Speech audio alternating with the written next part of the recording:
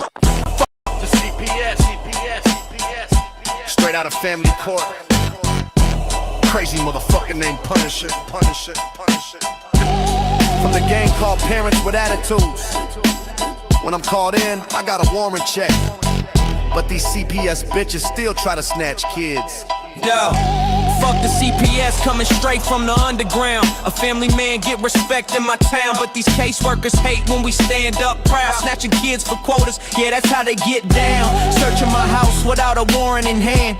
Lying in reports, got the judge and they plan. Fabricate the danger, say the kids ain't safe while they trafficking babies for federal pay. You think you above the law, bitch, you ain't God. We record every visit, expose every fraud. Fuck with my family, get your career erased. Parents with attitudes, putting fear in your face. Fuck the CPS, fuck the CPS, fuck the CPS, fuck the CPS, fuck the CPS, fuck the CPS. They got the power to take your seed, but we got the power to make them bleed. Fuck the CPS, fuck the CPS. Here's a little story about a worker named Trish. Lied on the stand, got my daughter dismissed. Said the house was dirty, said I smoked that green, but the drug test came back cleaner than they dreams. False allegations coached the kids to lie. Now they in foster care, getting molested at night. System getting bonuses every time they remove, while real abusers walk. That's the fucking truth. We ain't taking this shit lying down no more. Upload the docs, let the Punisher score. Analyze the lies, hit them back in court. Parental rights, that's what we fight for. Fuck the CPS, fuck the CPS, fuck the CPS, fuck the CPS, fuck the CPS, fuck the CPS. They got the power to take your seed, but we got the power to make them bleed. Fuck the CPS, fuck the CPS. The revolution coming, better run and hide. Every Terminator parent riding on the side. From California to Maine, we connecting the dots, exposing the corruption, connecting the plots. CPAs think they untouchable, think again. We got recordings, witnesses, and the truth as a friend. App in your pocket, analyze they lives. The Punisher rising, watch the system die. Fuck the CPS. Parents with attitudes, we ain't going nowhere.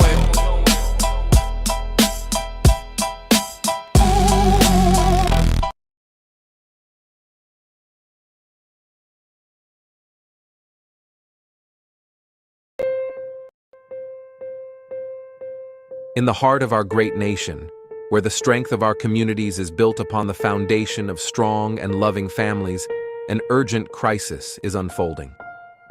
Child Protective Services, CPS, an institution designed to safeguard our most vulnerable, has in many cases betrayed its noble mission. Too often, families are torn apart not by neglect or abuse, but by systemic failures and corruption. We can no longer stand idly by as these injustices continue.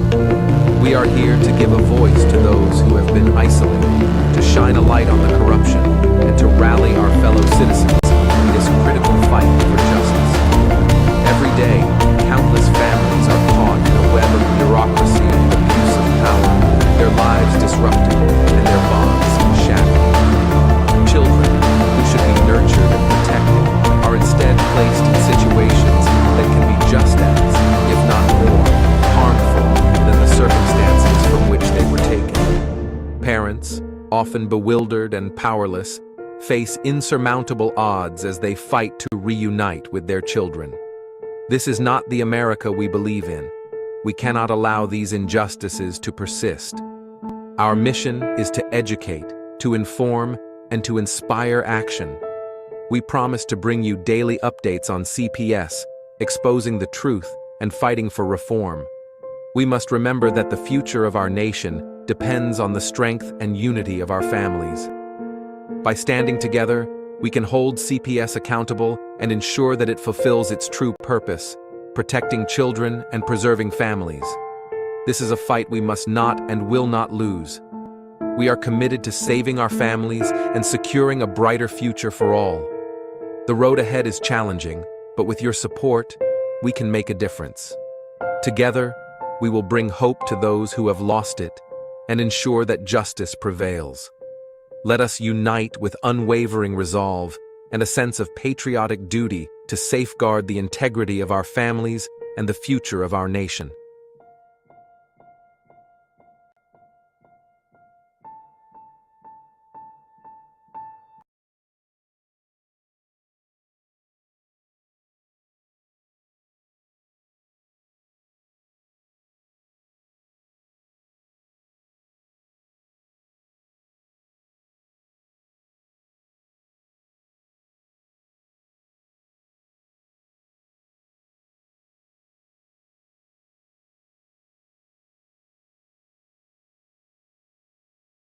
From Maine and the angry citizen.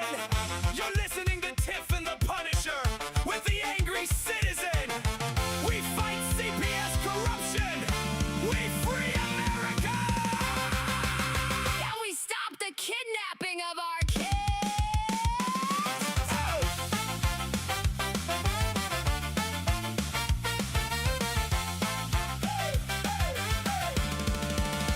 I'm the angry citizen, pure Maine bred fire. CPS roll through town like a government choir.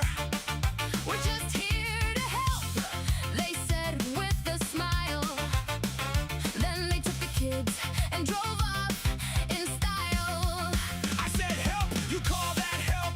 That's a raid. You stole the future and you call it aid. They write their reports while the parents go broke. I write the Constitution and I call it a joke. They want quiet parents who never push back. I want every family they touch to attack. Free America means free from this scam. Stop kidnapping kids in the name of the plan.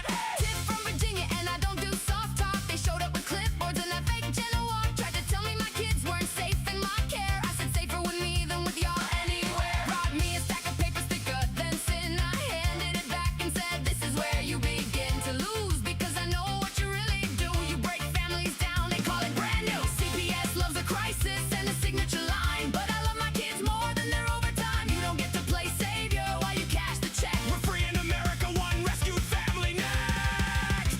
Darren Guay, the Punisher, still standing after the fire. They took more than houses, they took the whole desire to live free without fear of a knock on the door. Now I'm knocking back harder than ever before. You took the kids, you took the peace, you took the trust. Now I'm taking names and I don't do just. Section 1983 is my favorite bedtime story. Right next to how CPS lost all its glory. They said it was protection I said protection from what? from parents who love. From homes that are tough. You kidnap the kids, then you sell the whole lie. We're free in America. And you're out of time. Angry citizen, Tiff and the Punisher. three loud mouths and We ain't nearly done. from Virginia heat. To Maine, ice and rain. We fight CPS corruption and we like the pain. Free America, Stop the kidnapping game. bring our kids home. With the system to shame. Tiff and the Punisher. With the angry citizen. You wanted quiet families. You got a whole army instead.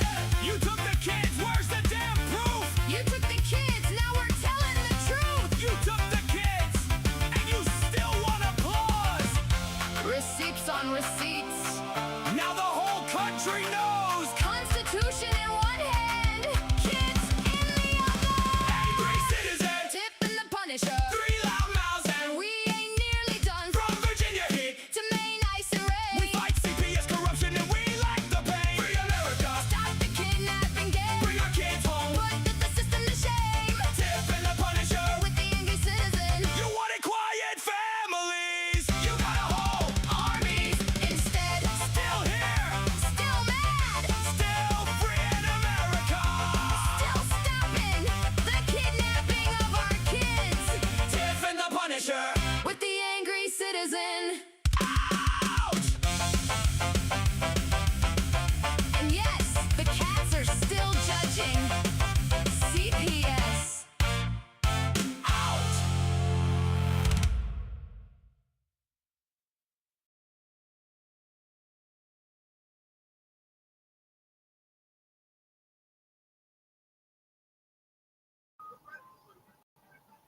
Darren, Tiff, Tiffany. Oh, week one. What's up, guys? Tiffany. What does Tiffany get center stage? Right. Why do you 'Cause always I don't do know. that to me? Wait a minute, Dana. Third week in a row. We're gonna have to explain this. The show is called the Tiff Oh, and God. the Punisher Show. Okay. Well, I mean, granted, it didn't come up on the chats this time. I was just then it would be you and her equally, but she is very, very prominently displayed up front. I know, and he does that to me all the time, and I don't like that. Wait, with this. Oh. It's the Tiffany show. And on a good day, you will have some support cast like the CPS Punisher and the Angry Citizen. Oh, look, he's put me up front. Check this out. Check this out. Hold that. Hold that thought. Hold it. Yes. Watch Now this, it's the- bro. Yes. Watch this. Now it's Someone the sent angry me a Punisher. package recently. Yes. Let's see this. Let's see your package. Oh, dude, I love it. I fucking love it. So I got Yes. I got this package. It was like this little brown envelope, and I opened it up. Guess what I found? Watch. You'll love this shit. I'm I love excited. it. Check it out.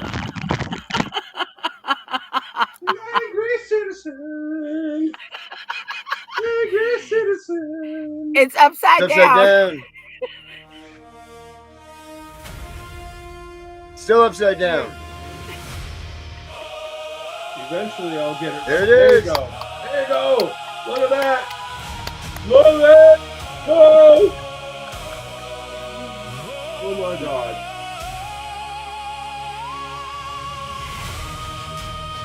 Yeah, there it is. So there it is, the angry citizen flag. Daniel Robinson, our guest, The is best thing ever. Right? I look Isn't it so great? angry. Look at how you painted me. You know, here's a funny thing, Tiff. Think about this. So when this arrived, Hold when that this Daniel, arrived, you're coming. and I was confronted with, I opened up and I was like, I look so angry, like it's like this supernatural, you know. And hear me now, like God is my witness. I have been that angry. I have been like when they said the Epstein files were denied to us. This was me.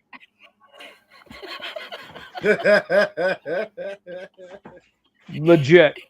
Okay, this was what I was doing at that moment. I was like, I was so motherfucking angry, dude. Who the motherfucking hell are you to tell me that we don't have access to this information? Who the fuck are you to tell me I'm not allowed to know this? I'm not allowed to ask motherfucking questions? I'm not allowed? Who the fuck are you to tell me I'm not allowed? Who the goddamn motherfucking hell are you to tell me I'm not allowed? I'm in charge. I own you. You work for me, you fucking assholes. You work for me. You work for us. Did you realize that you made him a freaking one of those things? What do they call those? What? What do they call those dolls that you move the mouth? A plushie? What? No? Oh, when you make it talk, like you were just making your flag talk. Right, like a ventriloquist. Ventriloquist. What do they call the ventriloquist thing? Puppet. A puppet. All right. So listen, guys. Here's what's going to happen here tonight. We've got our good friend Daniel here, who's hiding and being hidden for his life. Yeah, we need to talk to him. He has a ton of information for us. We know you guys. Yeah, have been we following need us. to For talk those to him. For those of you that have been following us and know what's going on, so what we're going to do tonight is, since Tiff was late and so on, we're going to continue on with the Tiff and the Punisher show as normal, but Daniel is going to be included in the show with us. So we'll talk about the things that we talk about. Now, Yeah, when bring we him close, in right away, when we bro. close the show, we're going to have a special edition show that will continue on, and then we're going to go into Daniel pretty much teaching everybody and letting everybody know his entire drop, everything that needs to be said, the information. He's going to go through his slides. He's going to go through everything that we've talked about. Yeah, do that. So you guys have at least a half hour to 45 minutes to reach out, tell your friends about this, tell the people that think that New World Order and all this stuff is conspiracy, all of this crap, that you want to see the proof that all of this and the corruption is real and is going on. Contact your friends right now, because we got like 30 to 45 minutes, like I said, and then it's going to be Daniel, no holds barred, all systems go, launch this thing. So any of you that are watching that never have heard and been seen and shown how true corruption in this country, especially towards our children, has worked, you gotta stay tuned and watch this, because this guy's got a lick.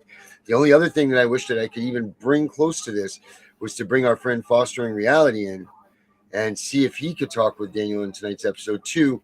And I'm going to try to attempt to reach him and see if he may be able to pull an event, because I think between Daniel and D-Man, I think that we could have ourselves knock down, throw down, drag push out them and smash them in the damn face and shut this thing down type of system with these two guys, man. So anyway, bring him in, bro. Let's have Daniel come on in. Don't forget, Come on guys. in, He's in Daniel. a whole nother world down there.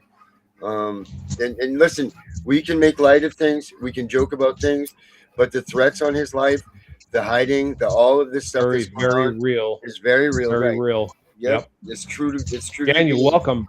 Mm-hmm. Hey, So nice to welcome. see you guys again. yes. So what I'm gonna do is you don't have to restart the show. I'll just jump off and then you just continue. Right. But Roger. we're gonna do our stuff first. We're gonna do like our show. Talk about whatever. He can talk too. Yes, yeah, no, he will. Roger that. Thank you, Tiff. But we're not we'll gonna. get back We won't when go we can. into.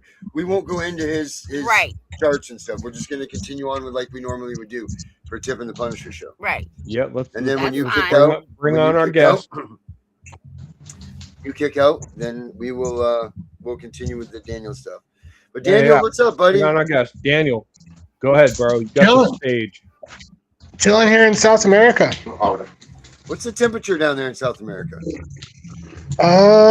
You know, I don't actually know. Is it in Celsius? Is it hotter than hell? Tolerable? No, you know, right now I'm in the southern part of South America, so I'm actually kind of cold. So I don't want to give away exactly where I am, but I'm far away from the equator. So I'm far below the equator. So many, probably 1,000+ miles. Have you been to the equator? Oh yeah. Really? Of course. Wow. Yeah. That's interesting. Does human trafficking cross the equator? Do we see like more stuff? Because I hear a lot about the equator and a lot of the crazy things, the magnetisms and all of that stuff does with the earth. Is there a lot of trafficking and people seeking refuge around the equator area? Oh, absolutely. No, it's huge. If you look at the equator, a lot of the human trafficking happens around the equator. If you look in like the Middle East, around North Africa and the Mediterranean, if you look up above the equator in North America, South America, the northern part of South America, up there where Venezuela and Colombia are, where they head up through the Central America to try and get to the U.S. Tons of human trafficking happens there. If you look in Southeast Asia, tons and tons of human trafficking over there. So a lot of the human trafficking happens around the equator. I mean, I don't know why that is. It just happens to be that way. Right. What do you know about? So, and I know we're not going to get in. I don't want to get into the meat and potatoes about things, but what do you know about CPS and their involvement with international child trafficking? Well, we'd have to get into the meat and potato of things, right? But what it comes down to is CPS. What it comes down to is CPS is just another arm of the worldwide traffickers who are using the court system to traffic our children, the same way they would use cartels to traffic children in South America, or use terrorist organizations to traffic women and children in the Middle East. It's no different as far as I'm concerned. As far as I'm concerned, a lot of the people working for CPS are just that, terrorists. Right. I mean, they use guns. They use guns. Yeah, they use guns just like the people in the Middle East do. Right. They use the police when you don't comply. Right. So they're terrorists as far as I'm concerned. Right. And up until the point that Dana was here, we all use different words like taken, stolen, yada, yada, yada. And then we really started, Dana had really built into us to use the word kidnap, and which we pretty much hold dear to now. Is that word kidnap? Like that's CPS didn't take our kids, they didn't steal our kids, they kidnapped our kids. Yeah, they do. No, it's no different. It's no different than what they. To understand, if I may interject one thing here. So, if the people that come against you and try to take your children away from you are claiming that they are honoring the law, then the truth is they either are honoring the law or they're not. As I have discussed with Darren many times, the supposed law, I'm not arguing about whether it's valid, but rather that the law that we are presented with tells us that if a person is going to, quote unquote, take, I hate that word, I hate it, take, they're going to take your child, right? Take, but whatever it is, whether it's kidnap or take, right? They claim they have lawful authority to do this because the law has been honored, and that they are claiming that your child is in imminent danger of harm, right? That is what they claim.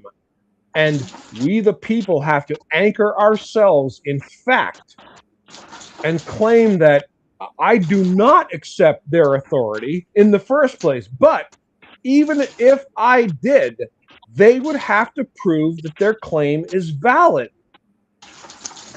Either your child is in imminent harm and they can show you that and prove it, or your child is not in imminent harm. Well, and if your child is not in danger of imminent harm, and all those laws are a bunch of crap. I mean, away that child from you, they are kidnapping your child. That's the truth. Absolutely, and if you actually look at the laws themselves, the majority of them are in violation of our Constitution and the federal laws in which they were based off of. If you look at the Child Abuse and Prevention Treatment Act, which I argued in my Supreme Court case. Separate subject, but I agree with you. You are correct. No, that's a separate subject, very valid. The states, they based those laws off of the Child Abuse Prevention Treatment Act. But if you look at the Child Abuse Prevention Treatment Act, which I've read the entire thing and argued it in my Supreme Court case, it actually says in the Child Abuse Prevention Treatment Act that the states must follow the Constitution and must follow federal law, and they don't.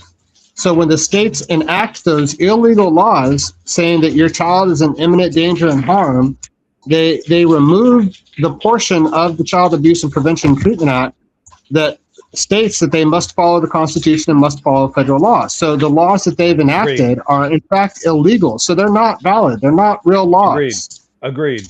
I completely agree with you. And I re-emphasize here that we do not disagree on this. Okay, these are two separate things. If they come at you claiming their authority is valid, it is demonstrably false. And at the end of the day, their authority, they claim, is not valid because it violates the Constitution. Absolutely. So here's what Black's Law, this is Black's Law kidnapping definition. At common law, the forcible abduction or stealing and carrying away of a person from own country to another, all right? The unlawful seizure and removal of a person from own country or state against his will. In America, the intent to send the victim does not constitute a necessary part of the offense. The unlawful taking and carrying away of a human being by force or fraud or threats or intimidation and against his will being the essential elements. At common law, kidnapping is a misdemeanor, but under the modern statutes, such crime is a felony. 18 U.S.C. A number 1201. As it should be. If he is unlawfully removes another from his place of residence or business or substantial distance from the vicinity where he is found, or if he is unlawfully confines another for a substantial period in a place of isolation with any of the following purposes: to hold for ransom or reward, or a shield or a hostage, to facilitate commission of any felony or flight thereafter, to inflict body injury or terrorize the victim or another, to interfere with the performance of any governmental or political function. Model Penal Code number 2121. So those are the things that 100% valid. So to our viewers, I want to point out, I am not disagreeing. This is critical for you to understand. I'm not disagreeing. I'm saying these are two separate issues. When the agents show up and claim authority, you can invalidate them merely on the fact that their claim is false. They're saying imminent harm. Show me imminent harm or admit you don't have it. Okay. Number two, they cannot do this in any way because it is a violation of our Constitution. But as we know, I'm standing firm on that. But as we know, see, this is what's so strange and so abstract and so just disheartening and concerning about CPS is this. If me and Tiffany are in a relationship and we have a child, the police show up, they heard yelling, they heard all this stuff, they break the law, they already go over the sidewalk from the curvage, they come to the door, you hear the yelling, all this stuff, and we say that we're fighting over which one of us are going to have our child this weekend. You know what the cops are going to say? What are the cops going to say? What? They're going to say it's a civil matter. Take it to court. Right. You're in the wrong jurisdiction. You're in the wrong jurisdiction. Yep. We can do nothing for you.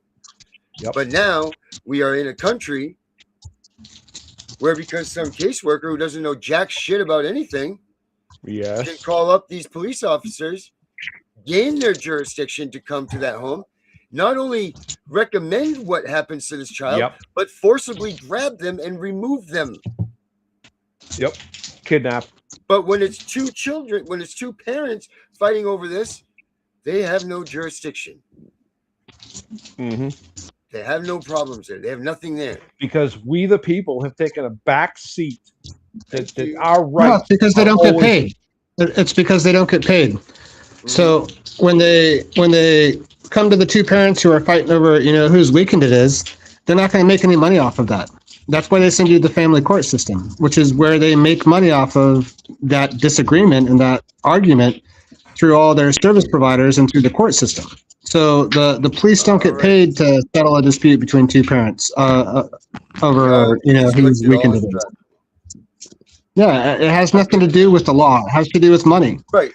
When you go to the court system, We've always known that I mean, there's no reason that all of us, Tiffany's been fighting for 30 something years, this system, and she knows the Constitution better than, I don't even know what, but better than most. And she's tried to inflict these things on them. She's tried to file these things on them. She's screamed to the top of the mountains these things on them, and it doesn't work because they don't listen to it. Yeah.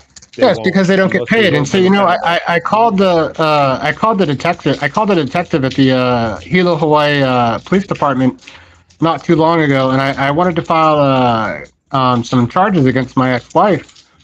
And I spoke with the detective, and I argued the law with him. And he's like, "Well, I can't do this, and I can't do that."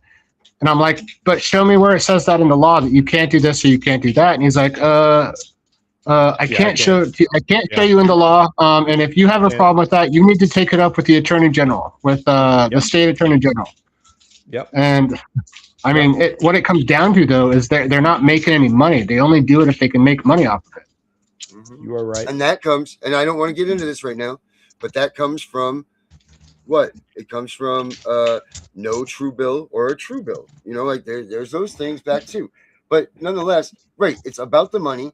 It's about the fact that reunification for 15 out of 22 months is going to be what they sell you, even though that's not it. So they draft the Title IV funds that they match that way for 15 out of 22 months. And then they suddenly tell you, you know what, this isn't working. We're going to TPR you. We're switching this. Now their funds change from reunification to permanency.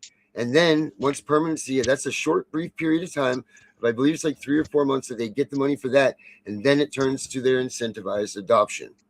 Because now they've gone for the TPRs and that stuff.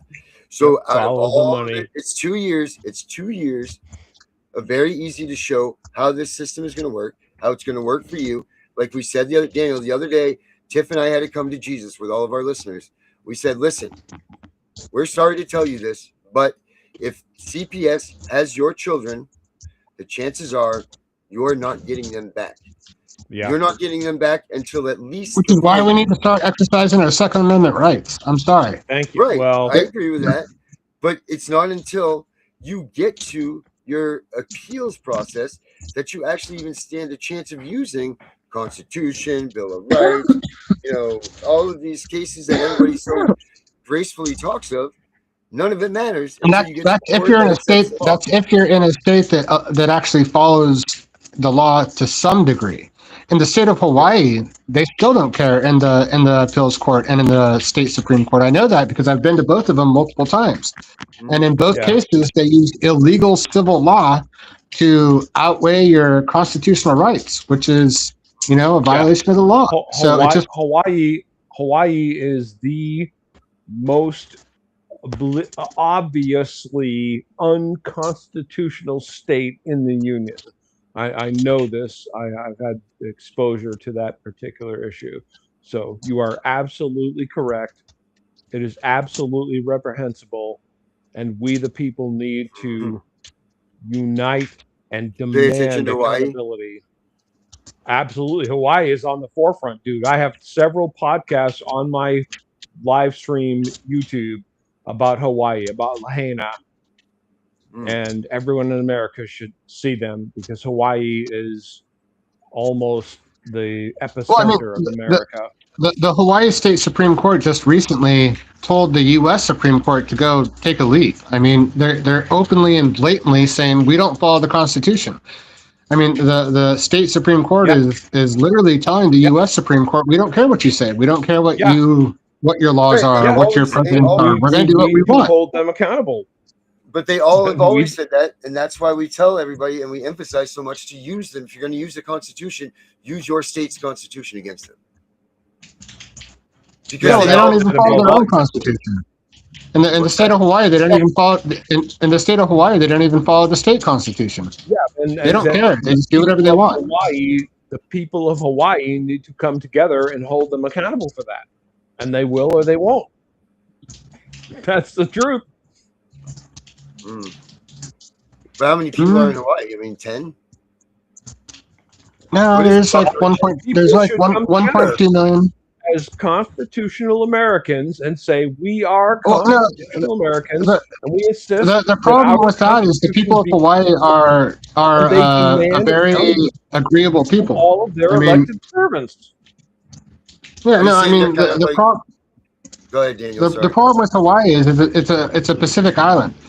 So they have aloha, they have kindness and respect, and they have a different culture than the mainlanders do, and the politicians know that, and so they use the fact that a lot of at least half the state is Pacific Islander, and they don't like to show anger, and they don't like to fight the government because it's not part of their culture, I think, as much as it is on the mainland where people, I grew up in Northern California in the redwoods on the Oregon coast. And I mean, yeah, we're all about, going out in the mountains and shooting guns and going to four-wheeling and having bonfires. And it's just a complete different culture and a complete different attitude in Hawaii. And it's not bad. It's actually wonderful if you're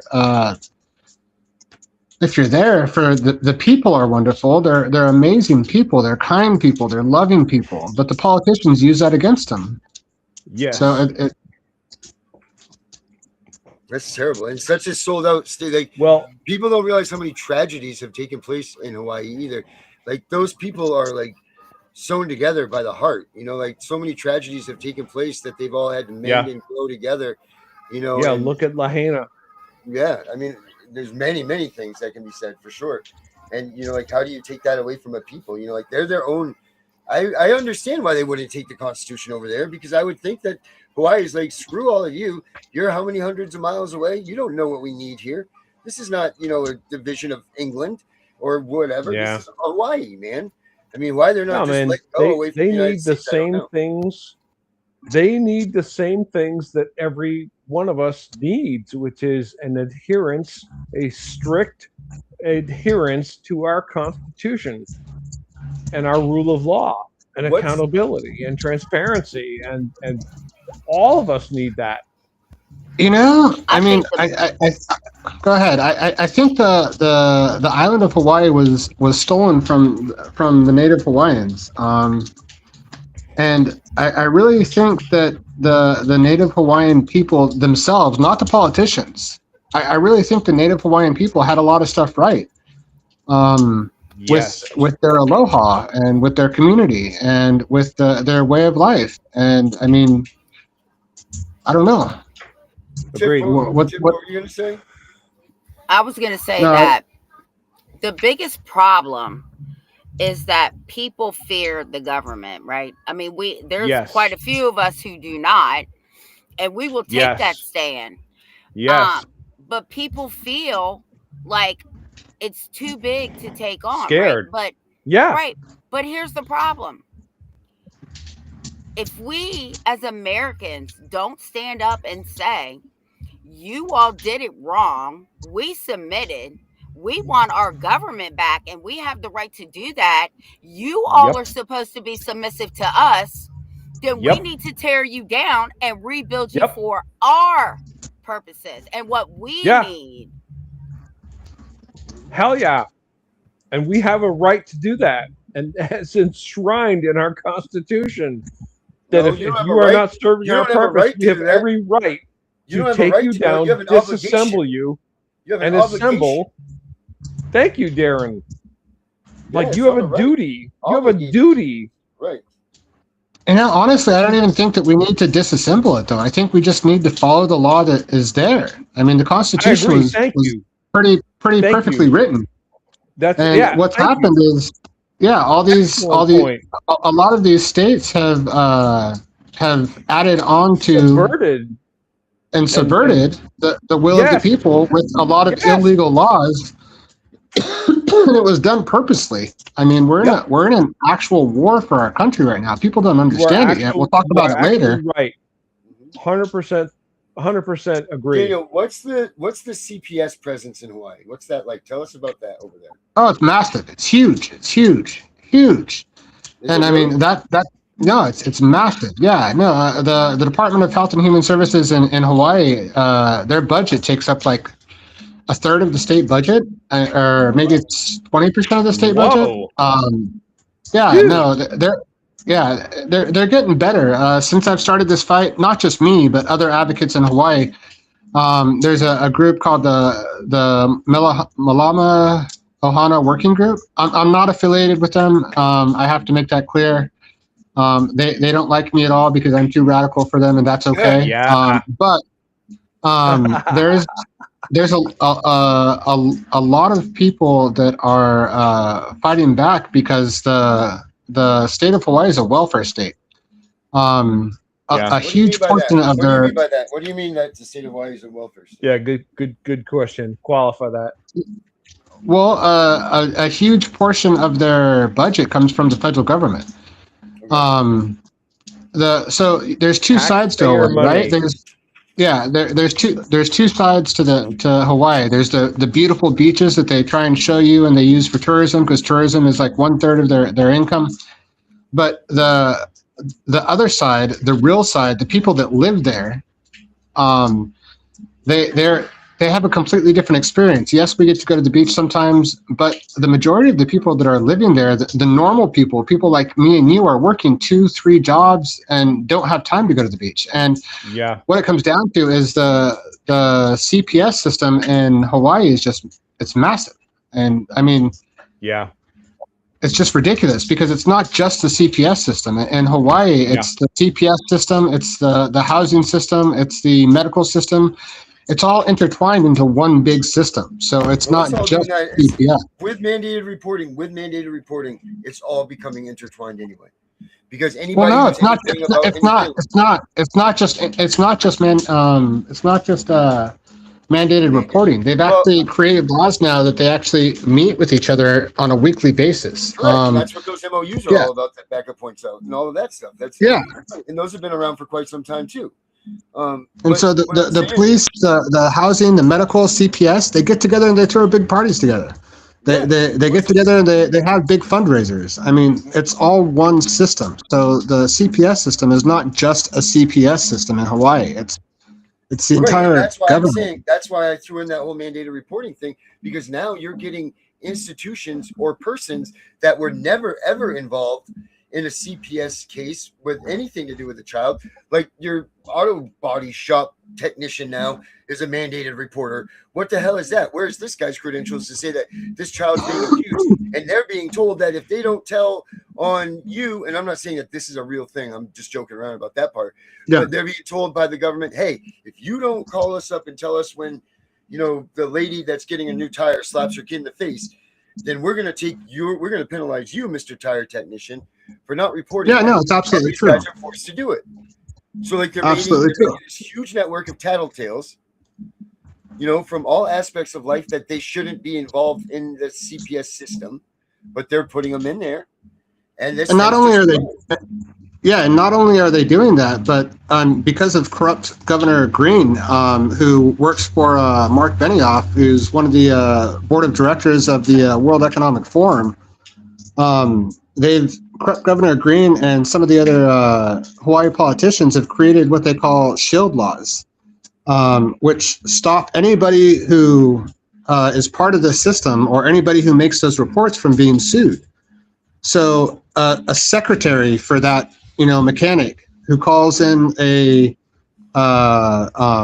something that she believes is harm, not even abuse. Like, let's not say that, you know, she saw some mother slap her child, which is justifiably, you know, iffy, who knows what was going on there. But, you know, let's say a secretary for the mechanic calls CPS and says, you know, I think this person is abusing their kid, then that secretary can't get sued, can't get in trouble for doing that, even if they're doing it out of ill intent. There's actually a case where one of the people that I was working with originally 3 years ago, her neighbor didn't like her, just didn't like her. And so her neighbor called CPS and reported child abuse. And then CPS came and took the kid away and gave her child to the neighbor, not to some, you know, foster care system or not to somebody else, but the neighbor got the kid. And so then she had to spend 2 years fighting to get her kid back and proving that she was innocent. And so nothing ever happened to that neighbor for destroying this woman's life. And so they're trying to work on those things. What's that? They're trying to work on that aspect. See, I'm all about abolishment. I don't think you can put a Band-Aid on this anywhere, and I don't even think you can build a bridge on this thing anywhere. I think this thing needs to just be destroyed, and then the people of the United States will take it up. They'll coddle their young like they're supposed to, take care of their young like they're supposed to, and move on. Now, there's not a lot of people that feel like that. And what cracks me up is... No, when it comes to CPS, I absolutely agree with you. Yeah, when it comes to CPS, I absolutely agree with you. There's these people that will sit there and argue that, and they'll be like, well, what about the kids that are actually being abused and neglected? What, the 2%? The 2% that are out there that, you know, that number is vitally small when you actually take it and look at it in comparison to even people that get the flu every year.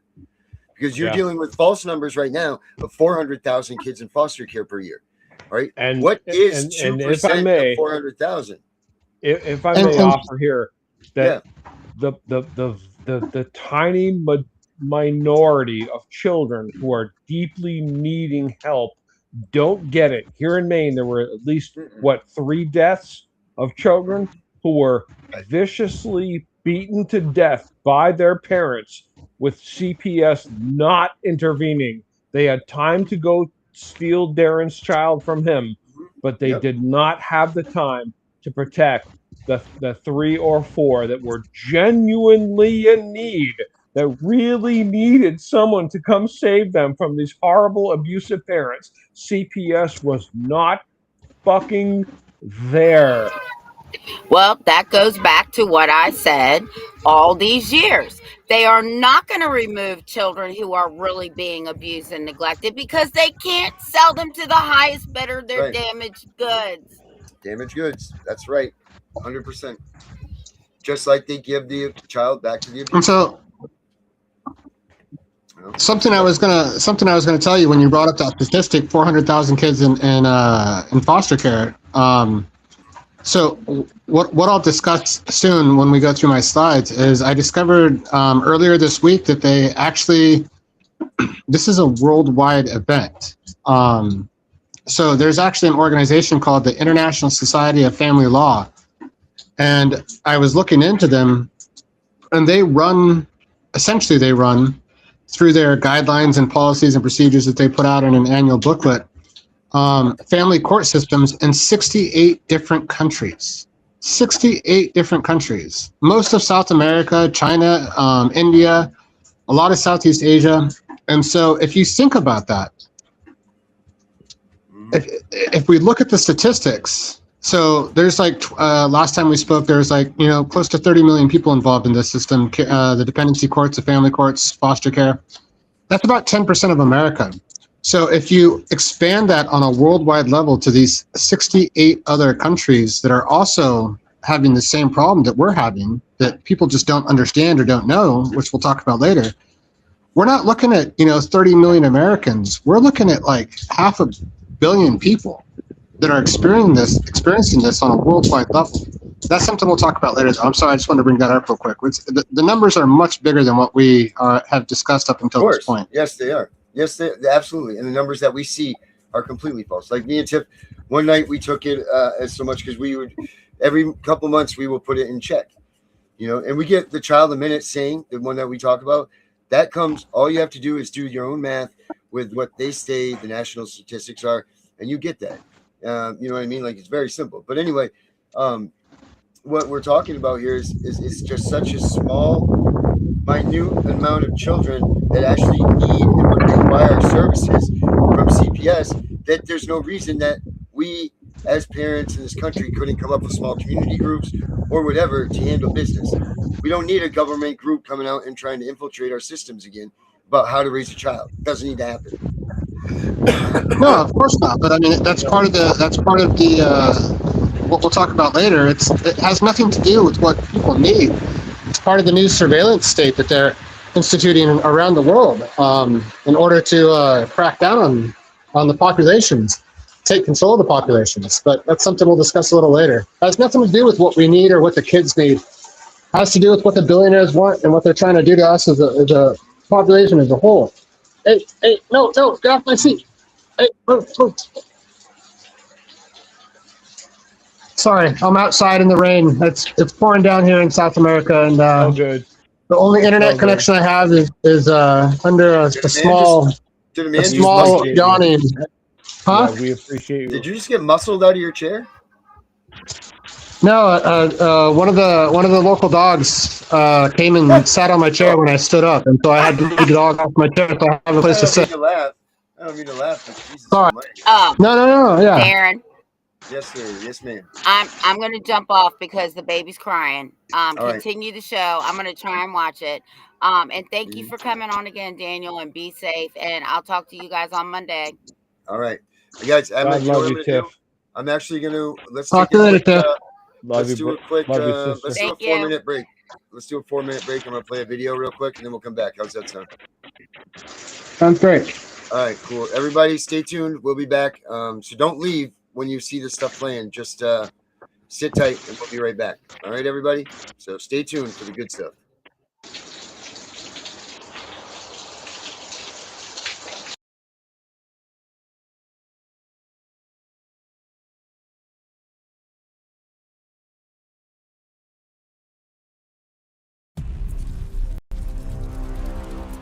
I'm just your average parent trying to do right by my kids. Never thought I'd have to, deal with something like this. It was a regular Tuesday afternoon. The kids' toys were scattered everywhere. Then there was a knock at the door. My heart sank when I saw who it was. Hello, I'm from Child Protective Services. We've received a report and need to inspect your home. I didn't know what to do. They wanted to come in, look around, talk to my kids. My hands were shaking. I felt like I was doing something wrong even though I knew I wasn't. But then, I remembered something I'd read online about knowing your rights. I took a deep breath and said, "I'm sorry, but unless you have a warrant, I can't let you in." The CPS worker looked surprised. They weren't used to parents knowing their rights. It wasn't easy, but I stood my ground. I protected my family's privacy that day. Remember, when CPS knocks, know your rights. It can make all the difference.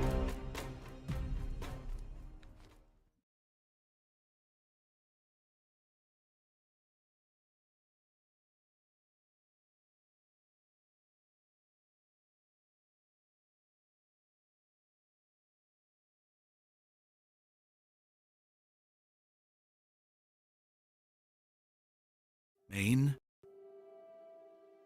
The way life should have been. You cross the bridge on 95 and something shifts. The air changes.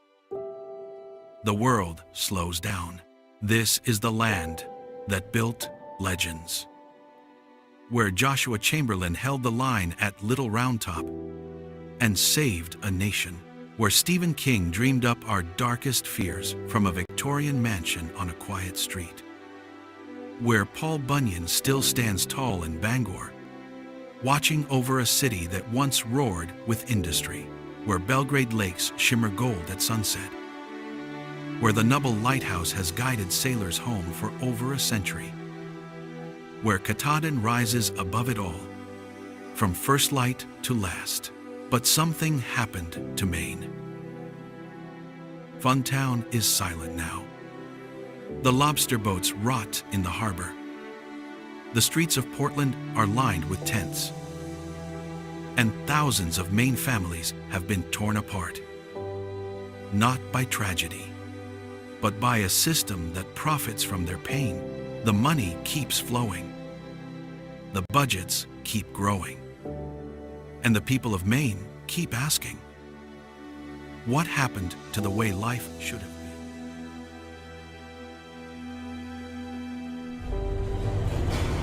Maine is crashing. And just like that B-24 that went down over Katahdin, nobody is coming to pull it out of the wreckage. Maine's Child Protective Services has been breaking apart families at a concerning level. And no one is paying attention. Until it's too late. Maine. We are more than too late. We have destroyed our next generation by kidnapping the very children who were meant to carry the Maine heritage forward. The children of lobstermen and loggers, of farmers and fishermen, of teachers and tradespeople. Gone. Ripped from the families that built this state.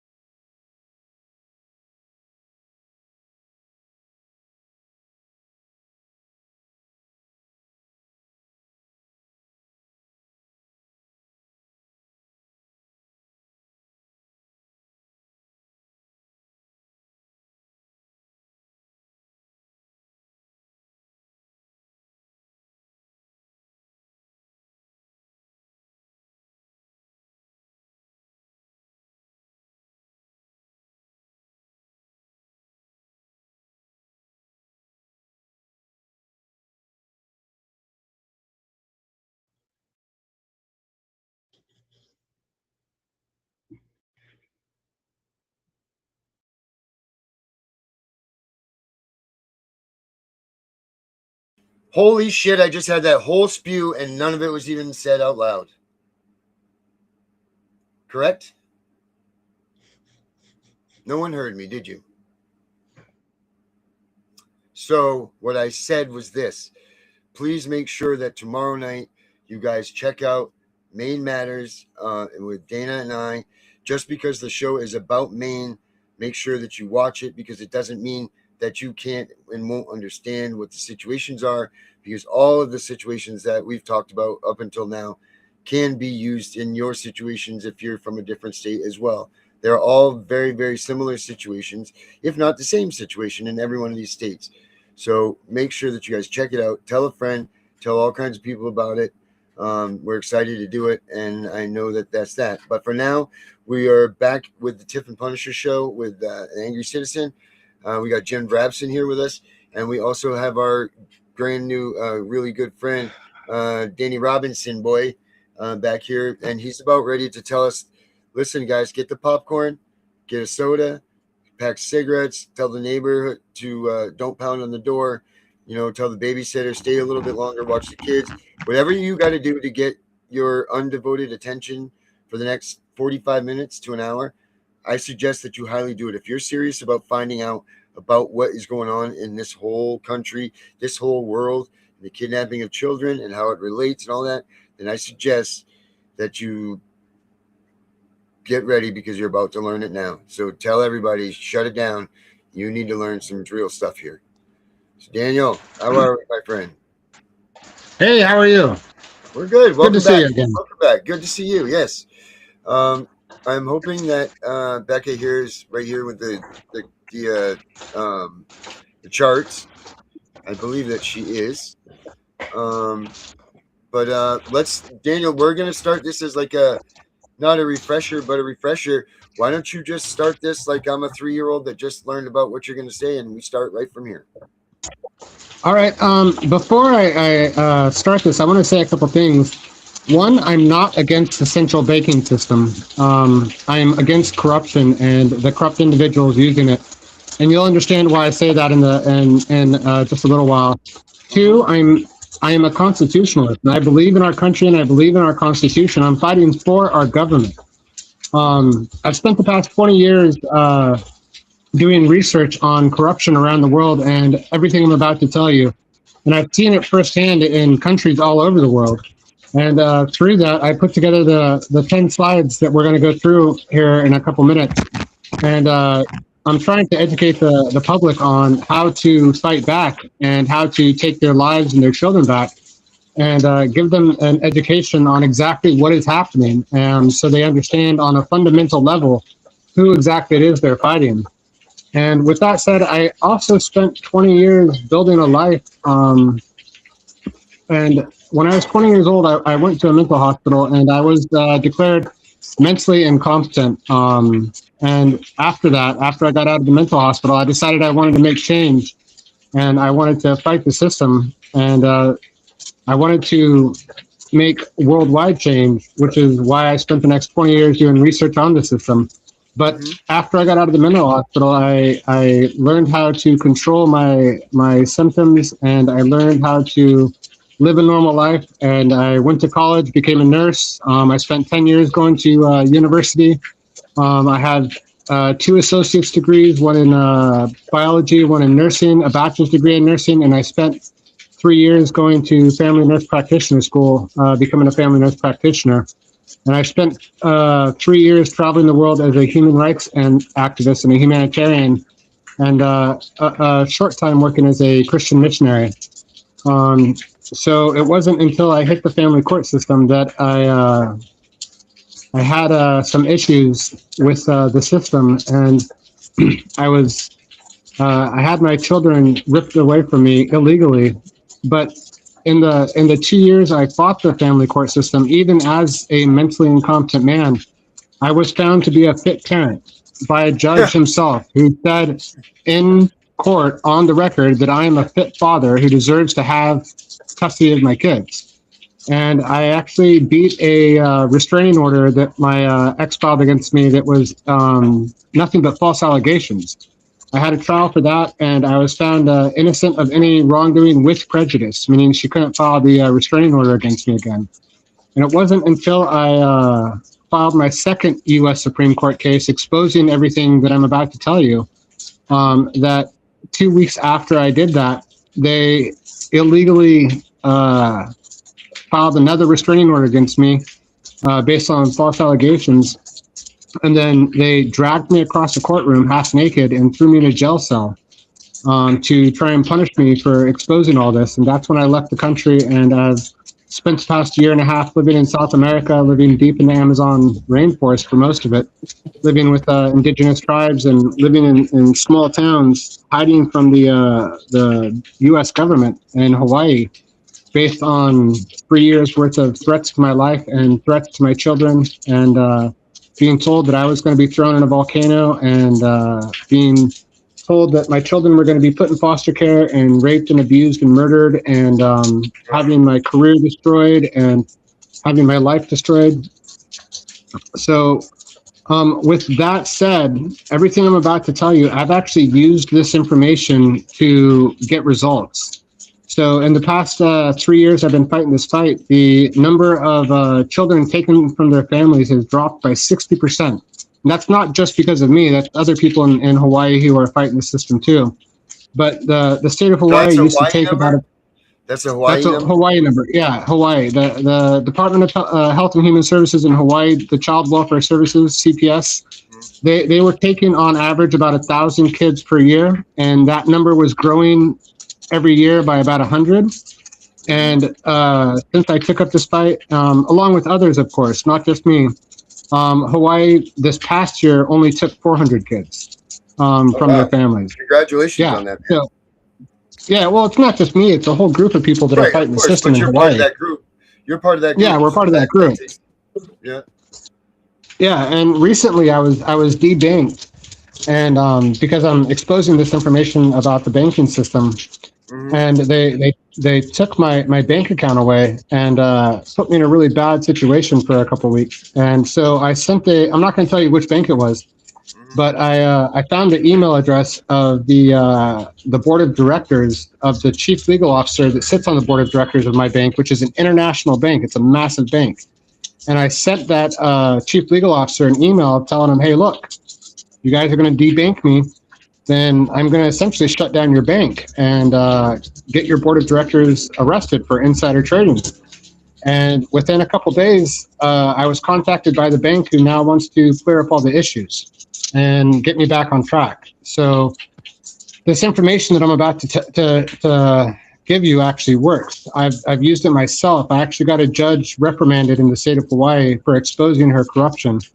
And they wrote an article about me in the Civil Beat about Judge Mahalani Hyatt, who was on the board of directors of a service provider, the Children's Law Project of East Hawaii, that took children from their families.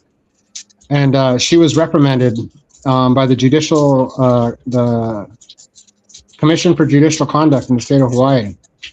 So everything I'm about to tell you is information that I've used and techniques that I've used to make changes in my state in Hawaii. And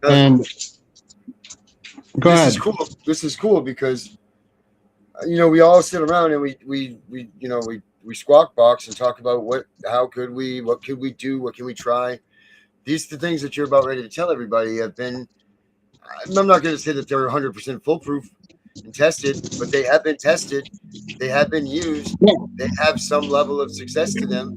So people can go ahead and take this and use it to their advantage. Of course, always research. Don't take his word for it. Don't take my word for it. Go look at it yourself, figure it out. Do what you got to do. Don't take it as is, any information that anybody ever gives you. But this is, we're saying absolutely. This has proof,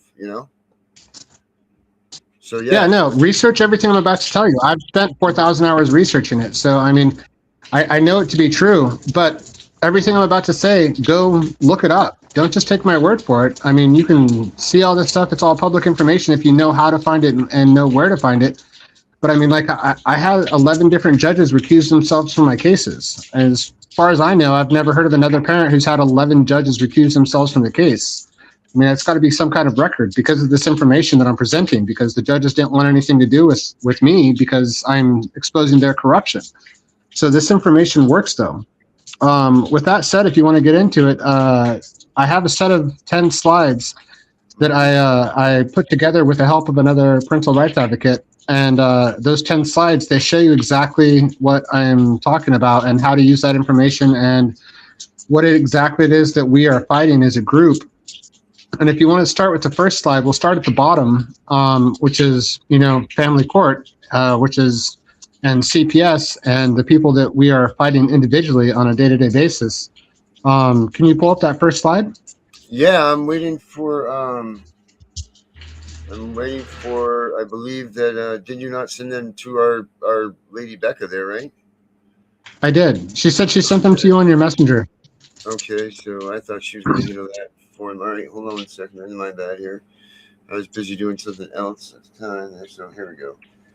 And I apologize if I look away from the slide. I'm in South America with a really bad internet connection in a rainstorm at the moment, hiding under a cover, yawning. So if I put the phone close to my ear, it's because I'm trying to hear what you're saying. Yeah. Or if I turn away, it's because I'm trying to get out of the rain. Okay, she did not send me those. But I think someone just came in here. Who came in here? Jennifer's here. All right, Jen's here. But Jen, is that you coming in? That's secondly. Here, right. Yeah. All right, let me find out what the hell's going on here. Jesus Christ, this is the stuff that I hate. Give me 1 second, guys. Let me get a hold of Well, I know that you have the first 9 slides that I created. One, so let's get we can get going on this anyway, right? Let me see here. I can put the photos up here. Okay, here we go. What's the first one going to be, Daniel? Just fresh in my head here. The first one is the diamond. The diamond. Diamond looking one. Let me pull up your folder here. Daniel, my brother. So what it comes down to, I'll start talking about it while you're pulling it up. Yep, is we're not actually fighting the court system. We're not actually fighting judges. We're not actually fighting lawyers or gals. We're not actually fighting CPS. We are fighting those individually. They are the bottom of the barrel. They are the ones who are committing the crimes, stealing our children. There you go. You got it. But essentially, the family court system, the entire system, the lawyers, the gals, CPS, the judge, they all work for what they call community foundations. So there's in every major city, every state, every small state has one, and larger states have like 30 to 40 of them. They have what they call community foundation trusts. And these community foundation trusts, they are, I guess, what you would call the shadow government, for lack of a better word, that actually control the government and control the government actors. And if you look at these community foundation trusts, what you'll find is the board of directors of every community foundation trust, which are billion-dollar organizations or multi-billion-dollar organizations, on the board of every directors is the CEO of the banks in your state or in your city. So every community foundation trust will have the 2 or 3 CEOs of the banks, as well as 2 or 3 people that run the largest real estate companies. And if you look at how the system works, what happens is these bankers and these real estate companies, CEOs and executives, they're actually the ones that run the government. They're actually the ones that run the politicians. They're the ones who run the courts. And if you look at them, if you look at the flow of money, it's all about the flow of money, from the lawyers to the gals to the judges to the court system itself to CPS.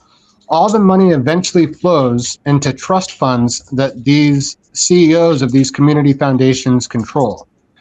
And so if you look at the diamond, you'll see that essentially the court system is just a pipeline for stealing our money, stealing our kids, stealing our houses, stealing our finances through child support. And they use these different organizations, starting with, I'm sorry, I can't see too well because my screen is so small. Can you go up the diamond for me? Yeah, where do you want to begin at here? I'm trying to figure out. I know I should be able to scroll it here. Hold on a minute. So start at the bottom and just read the different levels going up to the top. Okay, so we've got court actors, number 1. Yeah, which are the judges, the gals. The bottom, the court. So the court actors are the judges, the gals, the CPS workers, the lawyers, and then the next level up is the court actors, and then that's where we're at next. Yeah. Which we did. And then the next one? Nonprofits. Yeah, so then you have the nonprofit organizations, which are all controlled by the Community Foundation Trust. which are all your child custody evaluators. They're your divorce psychologists, domestic violence programs, anger management, drug diversion, all that stuff. Yeah. Yeah. Those are all controlled by the community trust at the top. Okay. And then you go to the state funding. Yeah, then you have the state funding, which is all your court programs, your federal grants to the states, your SNAP and HUD and housing and all that stuff that the courts tell you that you need to go get enrolled in and be a part of. And then above that you have the federal funding, right? Yeah, and so that is all the federal funding that flows through the Federal Health and Human Services for the for various programs such as the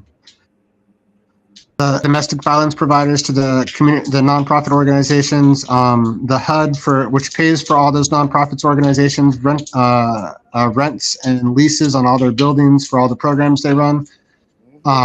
Then all your Department of Justice grants for court improvement programs and for the sheriffs, and then there's one or two more. I can't see it. I'm sorry. Yeah. Then it goes to university. Wait, we did the state funding. And then it goes to the university. So right.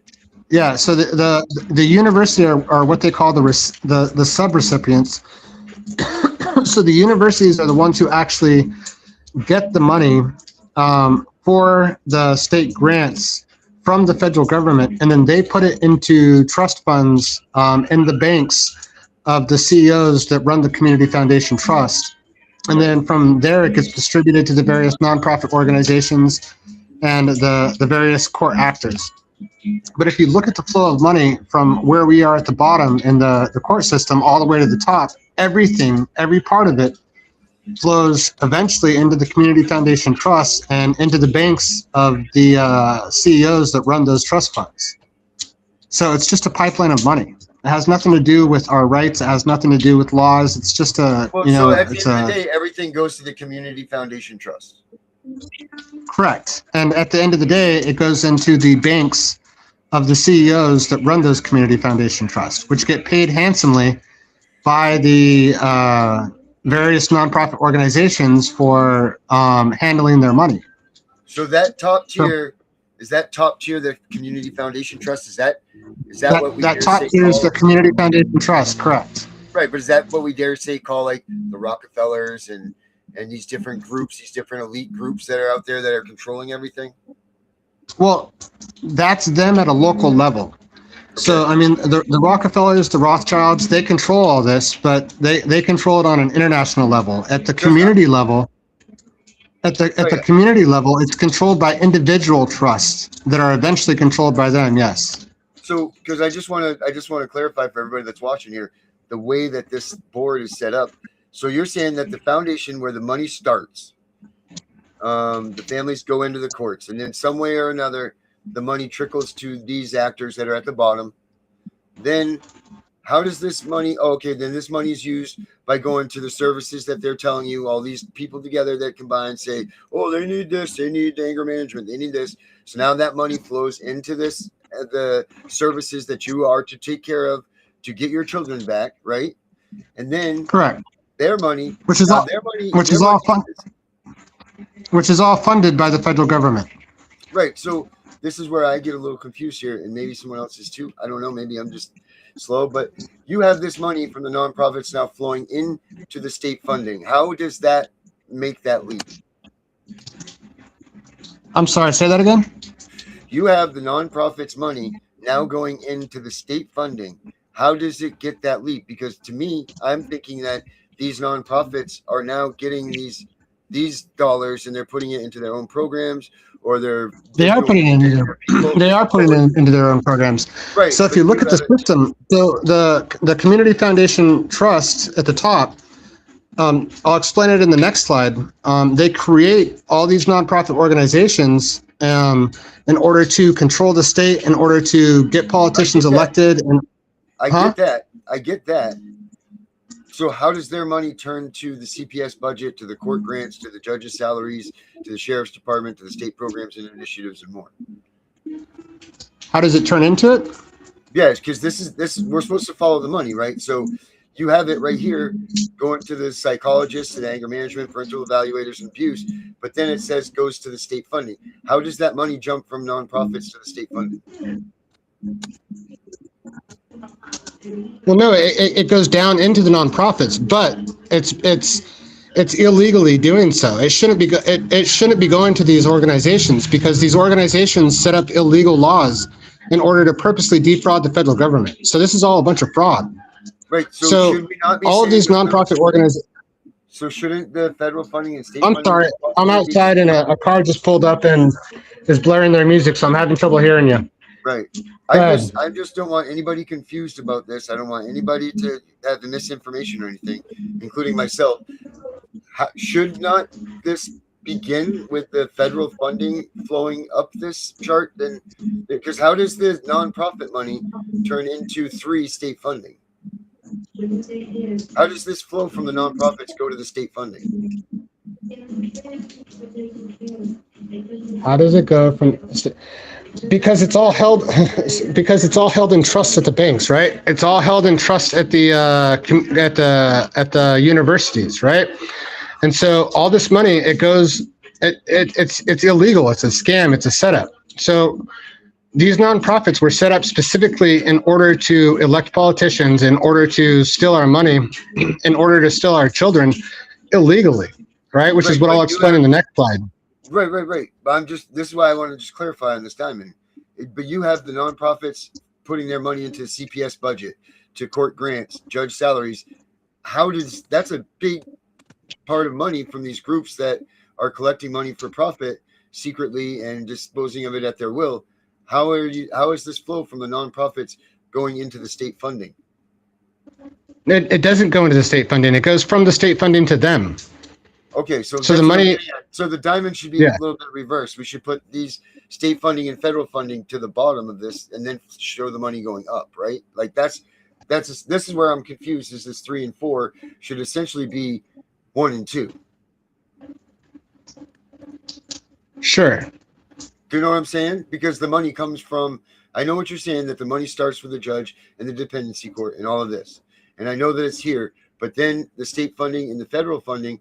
Or should that be its own entity itself, that now this money flows up also? Because I'm just confused of why these 2, 1 and 2, go to 3 and 4, to the state funding and to the federal funding. That's all.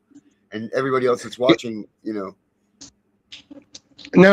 They don't go into the state funding. They come from the state funding, but they come from the state funding illegally. Right. So, okay, I see. So I guess the thing is this, the way the interpretation of the diamond shows it, because the money flows from the top down, right? Right, I get that. Yeah. Where does the money it flows from the top go next? Into their pockets illegally. Okay, so that stops their money right there. Then we have the state funding and the federal funding that come on to play, because you have the arrows going from the nonprofit to the state funding. It doesn't. That stops, right? Now we have state funding and federal funding that go to the university funding, which goes to the foundation trusts, right? Well, it eventually all goes into the banks, which are run by the community. Yeah.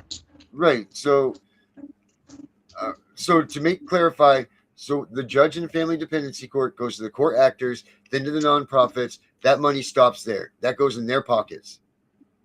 Sorry, I need some sugar. Yeah. Yeah. So Correct. Then we have the state funding and the federal funding, right? So this is the stuff, like we say, we have the CPS budget. The federal funding goes to the state funding, which then goes to the university funding.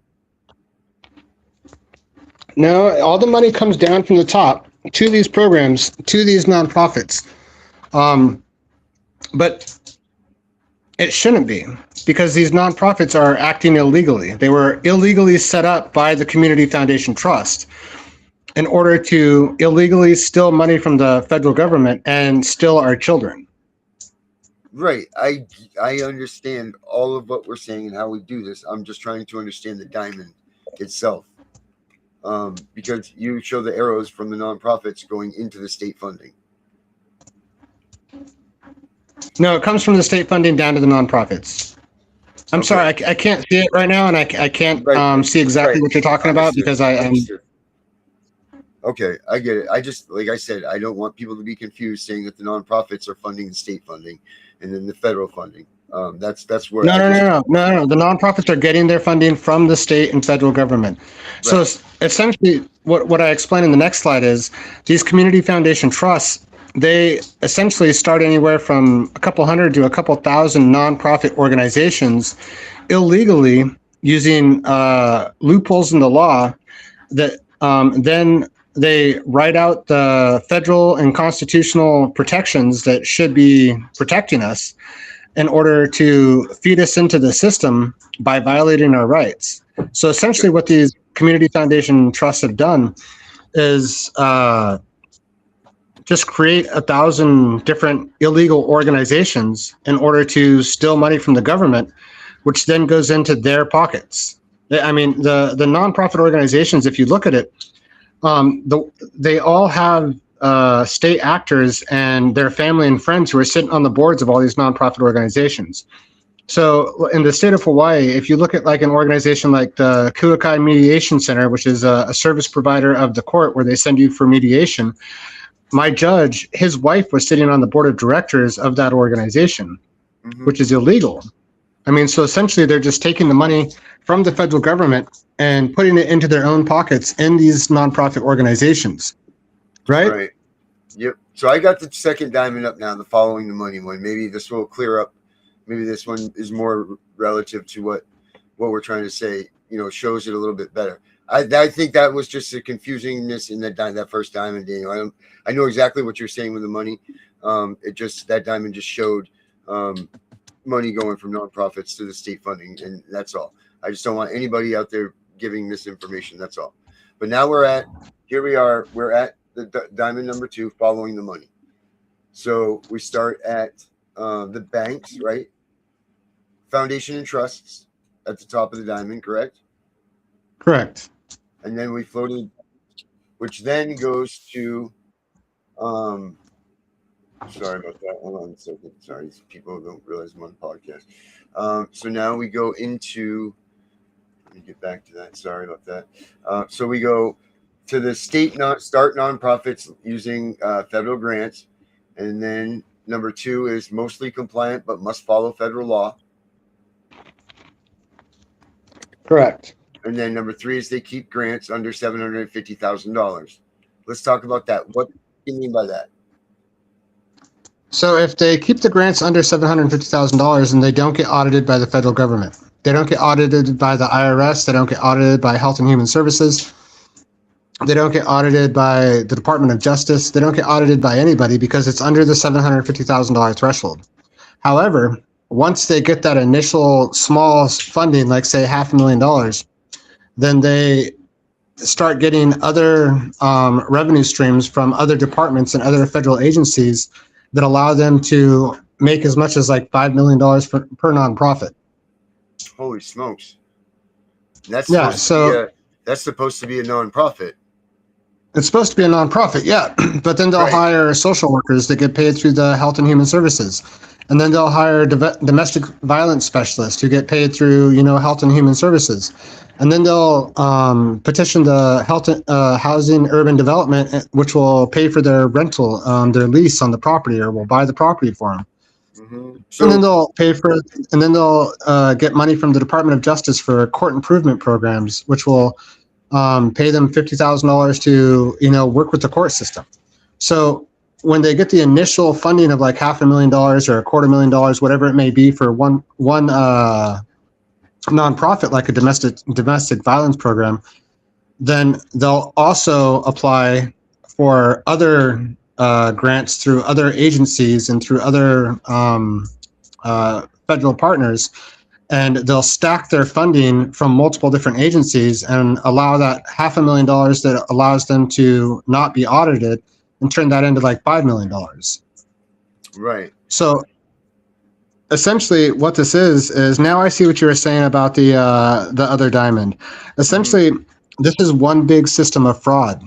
So the CEOs of these banks, they create these nonprofit organizations in order to, the CEOs of the banks through the Community Foundation Trust create a nonprofit organization such as a domestic violence program in order to get money from the federal government by violating our rights. And then they create 1,000 different nonprofit organizations. So you take that, $500,000 or that $5 million that one single nonprofit organization can make from the federal government times 1,000, and you're looking at 500 million to $5 billion per community foundation trust that they're illegally defrauding the federal government out of by violating our rights. Mm-hmm. So the money flows down from the top to the nonprofit organizations and into the pockets of the judges and the lawyers and the gals and all their friends who run these domestic violence programs and run these housing programs and run all these different medical programs that they make money off of. Right. And they Right. I want to take a second. Does anybody out here in the audience have any questions right now that they would like to ask about what you've heard so far? Let's just take a second here and let's see what you guys have to say. Does anybody have any questions? What Daniel is explaining right now? Let's just hold off a second before we go any further. Does any of you guys have any questions that need to be answered? If you're confused about any of these things that he's talking about or we're talking about, do you guys have any questions that you need to have answered to understand this a little bit better? Or do you understand it fully? And we'll continue on going. But this is a very important thing to make sure that you guys all understand how this flow is working. And I understand that it was confusing a little bit with that opening diamond. But check them out. Let me know if you guys have questions that you need answered. I'll give you guys let's give it 2 minutes, Daniel, before we move on, to give these guys a chance to ask the questions that they possibly need answers to. So let's just chill back for a second and give them a chance to catch this up, and then we'll move on. Yes. I can share some details about, Daniel was mentioning that they hire social workers, counselors, different leaders for each of the divisions. I can speak to that from firsthand experience standpoint, where, let's say, for example, we're talking certain Protestant who shall remain nameless for the purposes of this call. Yes, hired social workers, try to squeeze people into as many of their programs as possible. And I'm guessing each of those programs is under a different head, such that they might obtain funding in that particular head to the tune of that 750. So they'll have a social worker division, a counselor division, a finance division, a emergency housing division, a emergency nutrition division, and emergency clothing division, and each one just has to cap out at the 750, and they remain inscrutable. They remain under scrutability because, as Daniel was saying, as long as they stay under that 750, there's no oversight. Right. Okay, cool. Daniel, Albie asks this. Written testimony of the Department of the Attorney General. I'm going to slaughter this. I'm sorry. Generalaka Ohaino Okaloi Kuhetu 32nd Legislature 2024. Is that what you were speaking about? I'm sorry. I don't understand the question. Apparently in the conversation, we were talking about something with Hawaii, and she's saying right here, Albie's saying that she's having a hard time following this. Right. So we were on that, but she was talking, she asked you specifically the written testimony of the Department of the Attorney General. And then it says, Ohaino Oka Lola Kuhina 32nd Legislature 2024. Is that it? She says. Or are you confused with the question too? I'm confused with the question. So if you at the actual state legislature laws that they have enacted, I put it in my first U.S. Supreme Court case as a part of the appendix. They actually said in the law when they enacted CAPTA, the Child Abuse Prevention and Treatment Act, in I think 2012, that they were doing it solely to get $50 million in federal funding from the federal government. So that would be great, except for if you look at the Child Abuse Prevention and Treatment Act, they're supposed to, it explicitly states that they're supposed to follow the Constitution. But if you look at the way that the state of Hawaii wrote it, they wrote the constitutional and federal protections out of it. I'm sorry, I'm changing locations because I just need a little bit there. And I'm trying to reach out oh, go ahead, sorry. Yeah, and so if you look at I forget what her name was. She was the former Health and Human Services Director for the state of Hawaii before Ryan Yamani, who was just indicted on bribery charges. In her 2021 budget, I think it was, she actually explicitly states her number 2. Oh, we lost these moving spots here, guys. So just bear with the frame there. Albie, I understand what you were saying in the thing before. I understand that what you were saying in the question, and that's what I was questioning. So these not even Daniel, trying to we missed what you said for the last 15, maybe 20 seconds. You cut out. Would you Which back one? up, please? Last 15 seconds, you cut out completely. Would you back up, please? I'm sorry.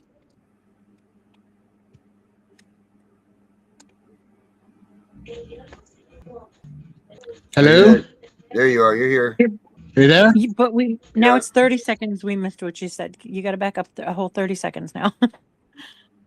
So what's the last thing? You started talking about Hawaii's. The Constitution. Kathy Betts. Kathy Betts, thank you.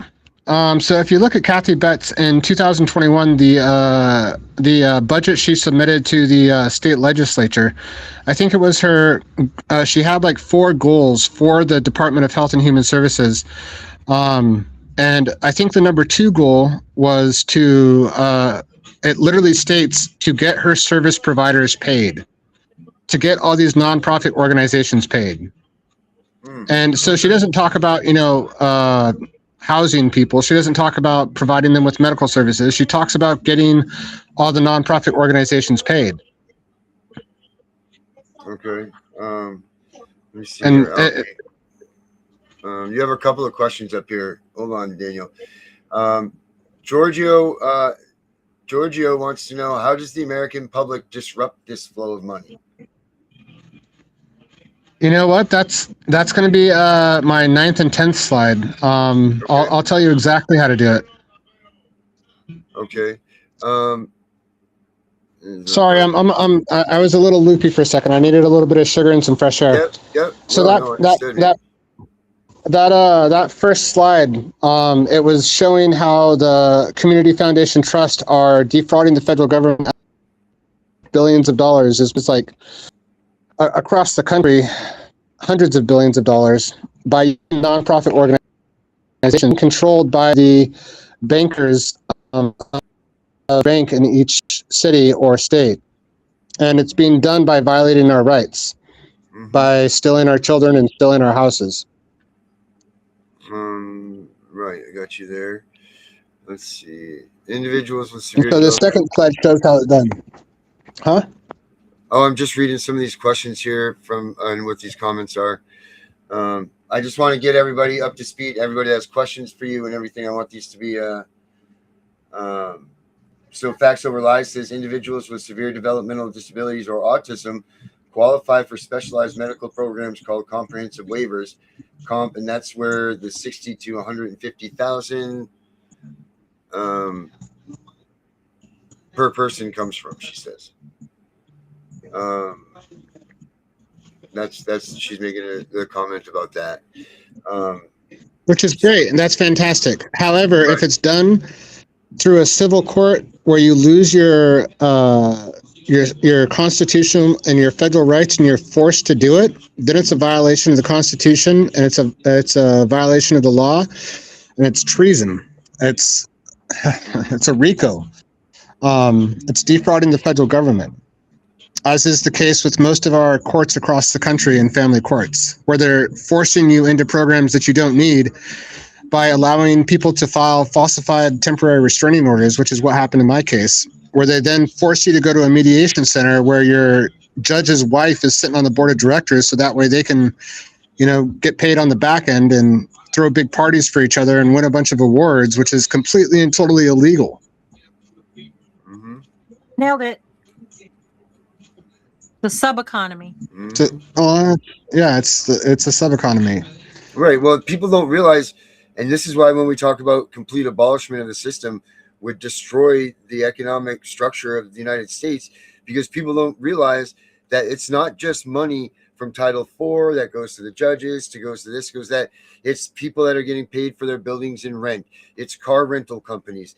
It's, it's just a whole list of people that depend on this money that comes from kidnapping our kids. There's industries that thrive off of, there's so many industries. And that's the problem. It's being done by kidnapping our kids. And that's where the problem comes into play. Off of that. Right. Everything is based off of that. I mean, Title IV funds and the funds that go with them, all those other things, almost meet the amount of money that's spent on the American military every year. That's crazy.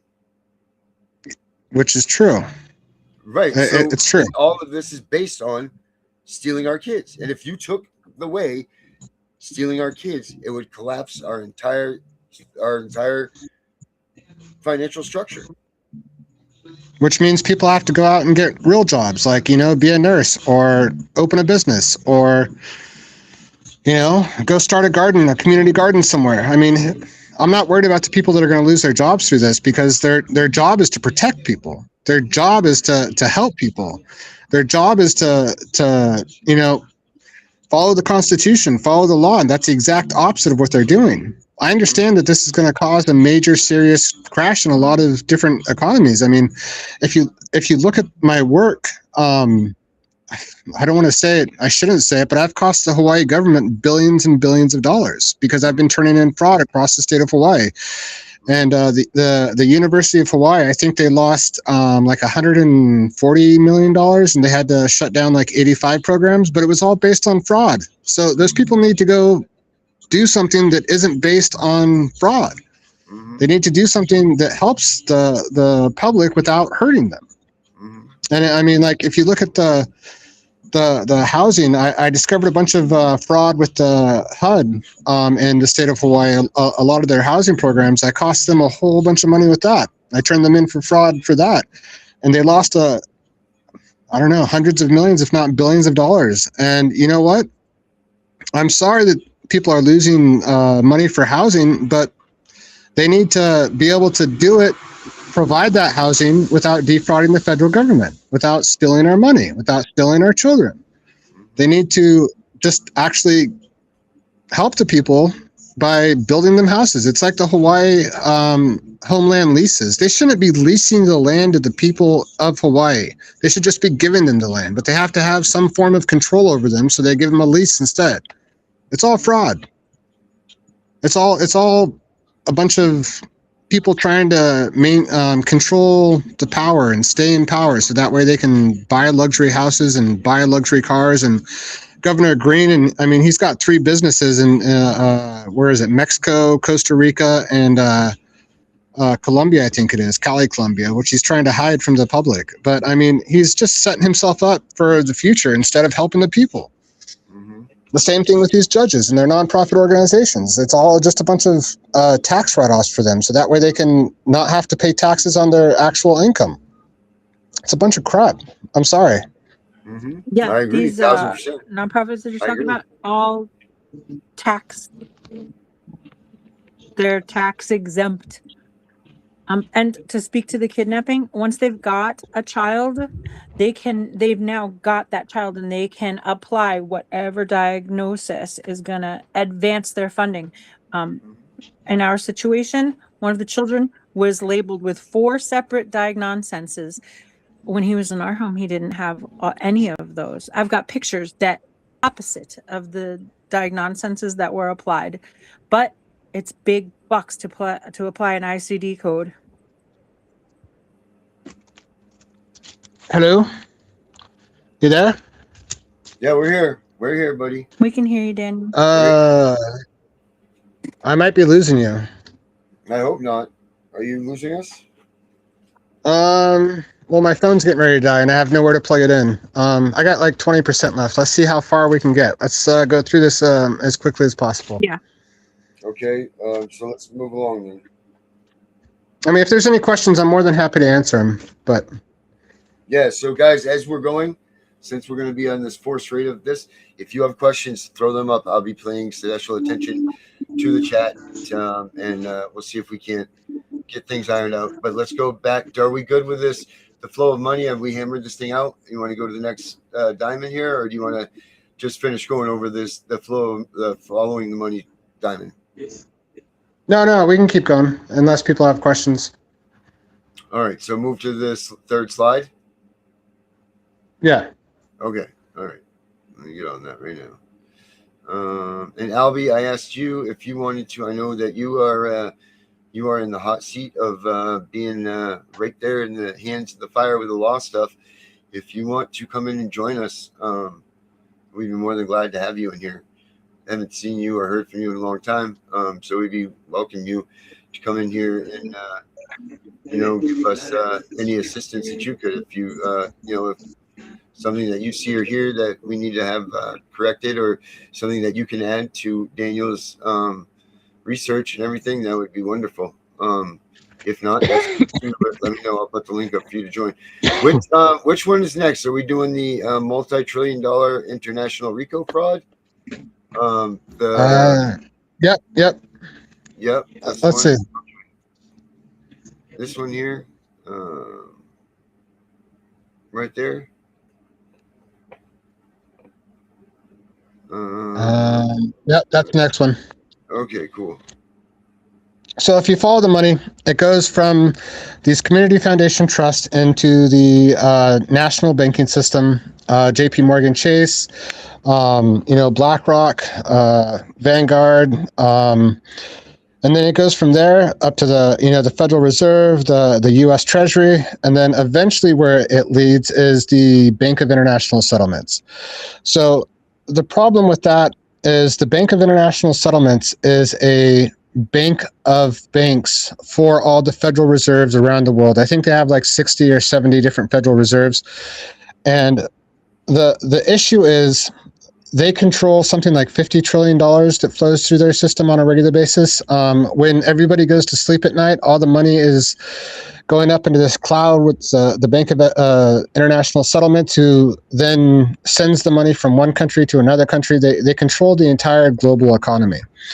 And the way they work with deciding how the money around the world is spent is through a majority vote. Now, the problem with that is like one group of countries can vote against a different country and where their money's going to go. And so let's say that 30 countries in Europe want to vote to invest more money in I keep saying the Nigerian oil fields, or they want to invest more money in some Southeast Asian country to build their economy.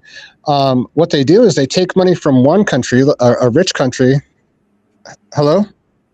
Yeah, you're going. You're good. You're here. Sorry, my camera keeps freezing, so I don't know if I'm on or not.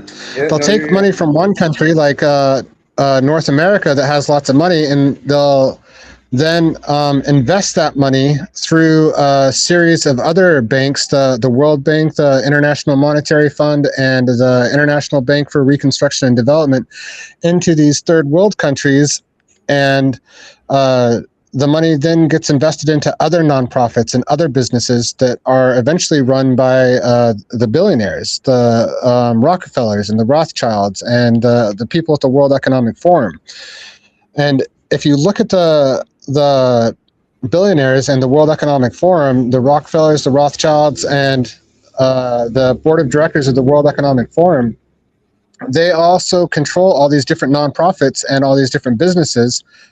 that all the money is invested into in these third world countries. And so essentially what you're looking at is the American family court system is just a ledger on a book. I mean, it's $120 billion per year system, right?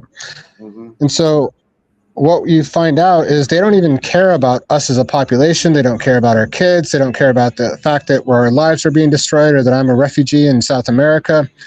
None of that matters to them. What they care about is the $120 billion that our industry makes, that they then take and invest in some random third world country where they build new cities and they fund wars, and they do whatever it is they want to do with their nonprofit organizations and their businesses. So we as a whole, our group, the family court system, parents, our children, are literally being bought and sold on the black market, essentially, the banking market, to other countries. And so it's essentially just a slave system, which is why you feel like a slave in the family court system, which is why they steal your house and steal your kids and steal everything else. It's just a bunch of slavery. And they feel like they have the right to do it. And they have not even the right, but they have the privilege to. Yeah, well, it's their right. Yeah, they look at us like cattle. So if you look at the Parker Ranch in Hawaii, which is, controls a couple 100,000 acres in Hawaii, the guy that owns that, I forget his name, but he met with John D. Rockefeller and created that foundation. And he actually said that the Hawaiian people are the new form of cattle. I mean, they look at us like we're cattle to be herded to make money off of. Yeah, they have for a long period of time. Yeah, and so if you look at the Bank of International Settlements, it was actually created by some family and workers for John D. Rockefeller. And so he set that up back in the 1930s to deal with the Nazi reparations after the World Wars. And at first, America never joined it because it's a violation of our Constitution. So all those 68 different Federal Reserves that are on that board, that are part of that bank, it's in violation of our constitutional and our federal rights. When they're making decisions about where the money should go from this country or that country, they don't think, oh, well, what does the Constitution say? Or what does the federal laws in the United States say? They say, well, we need the money here, we need the money there. They could care less about the people or the rule of law. They are an international organization that is not controlled by anybody except for the elite, the Rockefellers, the Rothschilds, and the World Economic Forum. Right. And they answer to nobody except for themselves. Okay. Uh-oh. Daniel, did we lose you there? I don't know. Did you lose me? There you go. No, there you are. Okay. You just clipped out. Okay. So let me give you an example. So Governor Josh Green in Hawaii, he just met with the Clintons at the Clinton Global Initiative in New York back in November, I think it was. And he's currently working with Mark Benioff, who is investing hundreds of millions of dollars into the healthcare system of Hawaii. And so if you look at the World Economic Forum, their new thing is to invest in healthcare, because through healthcare, they can invade your life. They can invade every aspect of your life. They know everything about you. They know about your family history. They know about your diseases. They know about your mental health. And so what the billionaires at the World Economic Forum are doing now is making a major push for healthcare in the United States, which you can see through Governor Green and through in Hawaii, where they're building lots of new hospitals and where they're implementing shield laws where they can't be sued for anything they do in a hospital, because that way they can protect their investment. And what that does is it takes an individual like myself, and it forces people into systems that they don't necessarily need by violating their rights and by knowing every single little detail about them. So that's their new thing. And I actually saw that agenda happen when I attended a a United Nations conference in Brazil not too long ago. Okay. Now, what are they going to do with that? So what do you mean? Just kind of build off of that for a quick second. Like, what are they trying to penetrate with all of this?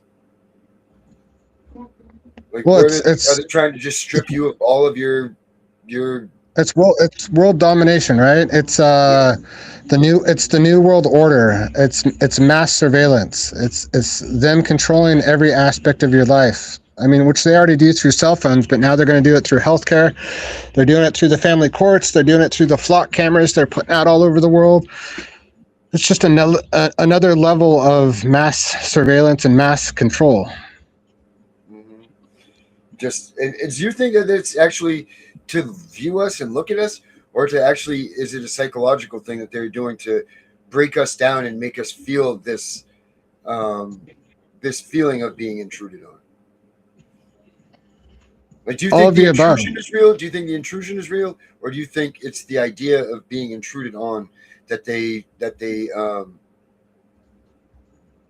makes this stuff all of the above. All of the above. All of the above. Got you. All right. So you want to go to the next one here before you die out here? Sure. Okay. So this one's going to be. You got that one. Okay, I believe it. We're at this one here. Open. This one is the $50 trillion worldwide RICO fraud. Yep. So if you go one step further past the Bank of International Settlements, you're going to eventually hit the Rockefellers, the Rothschilds, and the World Economic Forum, which is actually what controls the Bank of International Settlements. If you look at the board of directors of the World Economic Forum, which is one of the next slides you're going to pull up, they actually have the president of the European Central Banking System on their board of directors. And if you look at the chairman of the World Economic Forum, it's Larry Fink, who runs BlackRock, of course, which is the largest global investment firm. Mm-hmm. And so if you look at the foundations that control the Bank of International Settlements through their various nonprofits and through their board of directors, you're going to find out that it's a group of former presidents. It's a group of CIA intelligence officials, Department of State officials, people that used to work for the Clintons. If you look at the BlackRock board of directors, Cheryl Mills is on there. She's also on the board of directors of the Clinton Foundation. If you look at the Rockefeller Foundation, I think it is, they have a president of a former South American country, as well as a president of a former prime minister of the UK. And so these former politicians, intelligence officials, along with these billionaires, the Rockefellers, the Rothschilds, and the billionaires who run the World Economic Forum, they actually run the banking system through the Bank of International Settlements in violation of our Constitution and in violation of our federal rights and in violation of all of our rights and all of the laws. Which is why if you look at the recent U.S. Supreme Court case that involved President Trump trying to fire one of the Treasury, the Federal Reserve members, he wasn't allowed to do that. The U.S. Supreme Court has sided with Trump in a whole bunch of different things, but they refuse to side with Trump when it comes to the money, when it comes to the Federal Reserve, because the Federal Reserve is off limits because it's run by these billionaires. Yes, I pulled up the World Economic Forum right here, and the board of trustees, like you said, you got Lawrence Fink, Andre Hoffman, H.M. Queen Rania, and Al Abdullah of the Hashemite Kingdom of Jordan. Yeah, so I mean, you got people from other countries, from Saudi Arabia and from Europe and from Southeast Asia, and there's even people from China. There's even people. Officials from China on there. which I'm not against any one country. I'm for the people of all countries. Al But Gore? you have Al Gore, yep, he's on there too. You'll see the president of the European Central Bank is on there. You'll see Mark Benioff, who's investing all the money in the healthcare system in Hawaii. He's on there. All these people, they control. Yeah, they control the Bank of International Settlements through their nonprofit organizations, which have all these different people on their board of directors, which control the banking systems in the various countries, which then determine through majority vote where our world's finances go. In violation of our Constitution and in violation of our federal rights, our federal laws. It has nothing to do with the law. It has nothing to do with what we as people want. It has nothing to do with our children. So well, it does in a sense, right? Because all of this money that the children being kidnapped is making is being dumped into this world economic system, right? Like that's basically what's happening now. Yeah, it's being dumped into the nonprofit organizations that they run in other countries. It's being dumped into businesses that they run in other countries. Right. So essentially, they're stealing our money, our actual money, from our bank accounts through illegal court orders in the family court system. They're stealing our houses, which is what happened with Arnold Gann, another advocate. I mean, they're stealing our entire lives, and they're funneling all the money up through the banking system to the BIS, to the Bank of International Settlements, where they then redistribute it to the World Bank, the Bank of the International Bank for Reconstruction and Development, and the International Monetary Fund, where they then redistribute the wealth to nonprofit organizations and to businesses that they control in other countries. So it's a massive RICO scam at the highest level. I guess the hell. Wow. Man, there's a lot of. You mean, boy. So if you want to go on to the next, go on to the next couple slides. Yep. Let me see. I have one more here. Let's see here. Next slide is this one here. All right, what do we got for questions up there?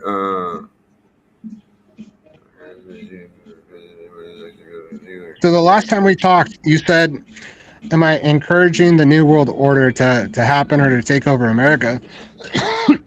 The New World Order happened 30 years ago when the U.S. joined the Bank of International Settlements when our country, the United States, was sold out to the elite billionaires by Bill Clinton and Alan Greenspan back in '94, I think it was, in which Bill Clinton got paid hundreds of millions of dollars and was able to start the Clinton Global Foundation or the Clinton Global Initiative. So I mean, the New World Order has been here for 30 years. People just don't realize it. They're just now waking up to it. We're no longer in control of our country. We're no longer in control of our lives. We're no longer in control of our kids. We're no longer in control of our jobs. It's all being run by these elitist billionaires who could care less about what we as individuals want. Hey, Giorgio wants to know what immediate claims can the public make against this money system to retrieve their children from CPS? That's actually my last couple slides. Okay, cool. All right, I'm getting them up here. Hold on, I'm replacing this one, right? So the next one I have, I think this might be, I think Jen sent me some other ones, but how to fight back is our next one, right? Open.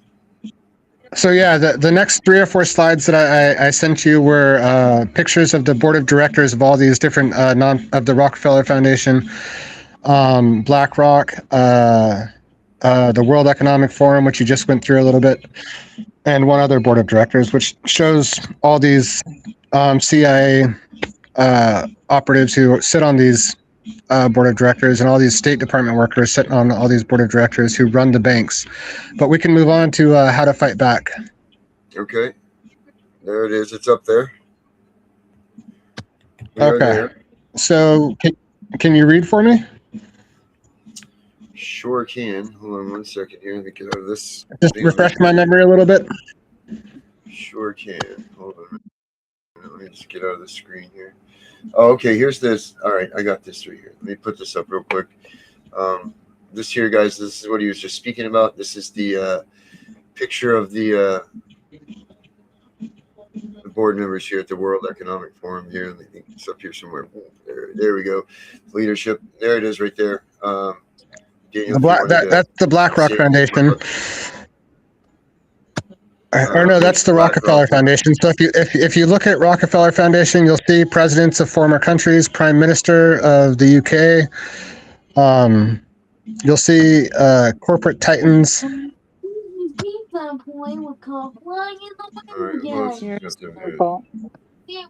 Okay, here we go. Jen's got it for me. Okay, cool. All right, so we're going to fighting back, right? That's where we're going next. Yeah, so the one you had up. My name is This one here. Put that out there. All right, we're in there. What can I do for you? Okay. So this one says, first is expose the corruption. Number one is what? Expose the corruption. Yeah, so expose the corruption. So what I learned over the past 20 years is I spent a year training myself how to be a computer hacker, and I've never hacked a computer, never.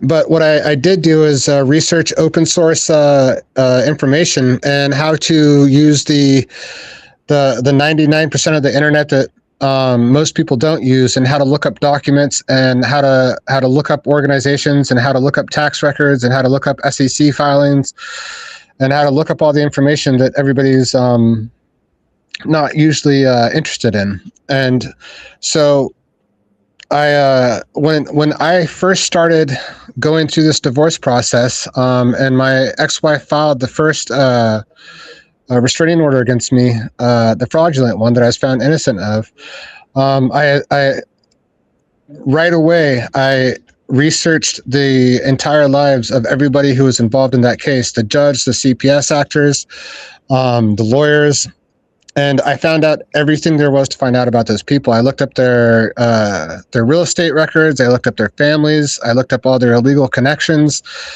conflicts of interest, and that's how I found out that the judge, Mahalani Hyatt, was on the board of directors of the nonprofit, which is illegal and a conflict of interest, which is why they reprimanded her by the commission, Hawaii Judicial Commission. And I found out that my judge, Judge Ng, his wife, who's also a judge, was on the board of directors of the Kuakai Mediation Center, which is illegal, a conflict of interest, and something they could spend 20 years in prison for violating my rights because it's caused extreme damage. But what you can do is when you come up against a judge or a lawyer, you want to know everything about their lives, because no judge, as we're finding out, is impartial. They all have a hidden agenda. I'm sure there's good ones out there. I don't want to label them all bad. I came across one judge, the 12th judge, eventually followed the law. Judge Medeiros, I think her name was. But all the other judges, they all violated my rights. They all broke the law. They all dragged me across the courtroom half naked because I was exposing all their fraud, because they were violating my rights. And so you want to find out everything you can about each one of these people and all their conflicts of interest, and you'll find all the corruption. And then the next one. Okay, contact individuals in writing. Yeah, so the way that I do things is I send emails, because that creates a paper trail. And so what I did once I found all the corruption is I actually looked up the individual work email addresses for the most powerful people in our government, the leaders of the Department of Justice, the Office of Inspector General, the CG, the Center for Integrity and Ethics, Peace Law, the people that run them, that answer to the president.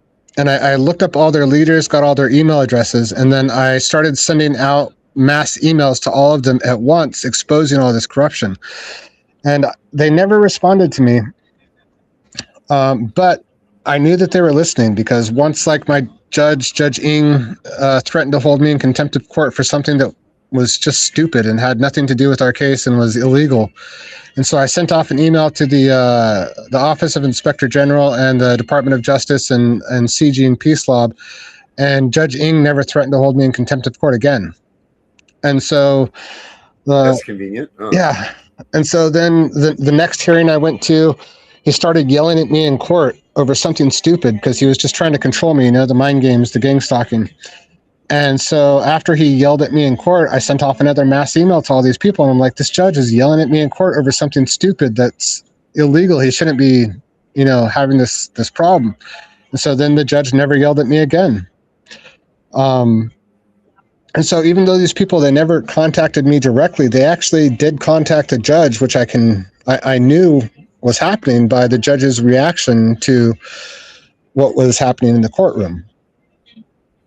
And so they do make changes. I don't know who was making the changes. I have an idea. I'm not going to mention it, but they did pay attention, and they did call somebody.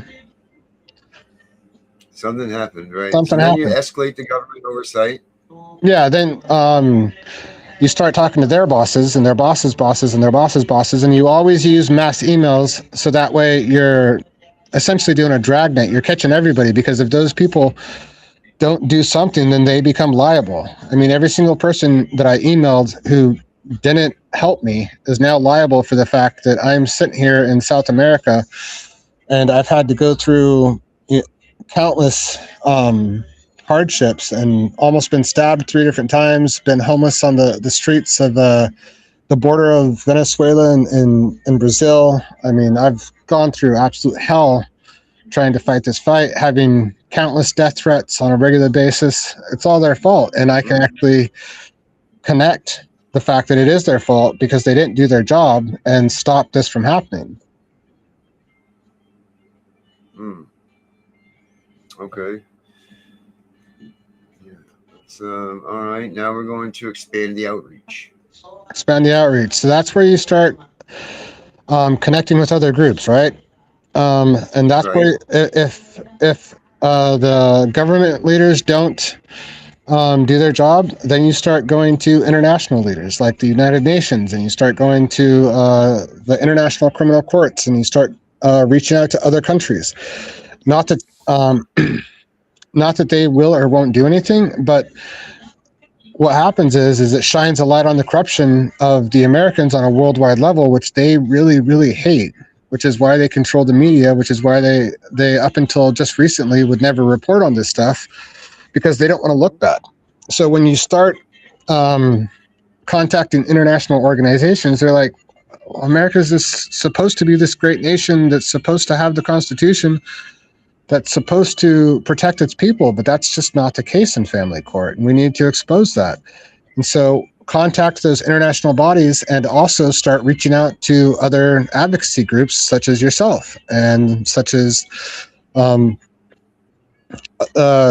Garza and what was it, Francis Amato or somebody who's doing the family court new bill. I mean, just build as much community as you can and reach out to your local advocacy groups as well as your national and state, and if need be, your international advocacy groups to shine a light on the corruption. Absolutely. Absolutely. All right. Now we're going to go to take action. Take action. The next one. Yeah. Or do you want to go to the next slide? The next thing. I can't see the take action. What does it say? It says. I think I explained it all. Yeah, I think you're good on this one. Yeah. I think you did this whole thing. I think you did that one. So let's go to your next one here, which is, I think Jen sent it to me right here. It's another fighting back one. But do you want to use this one? It says the New World Order Guide to Politics. Yeah, let's use that. Let's dip into that. Okay, so there we go. Sharing this tab is there. Boom. So now we'll put that one. Where are we here? Where are all of us?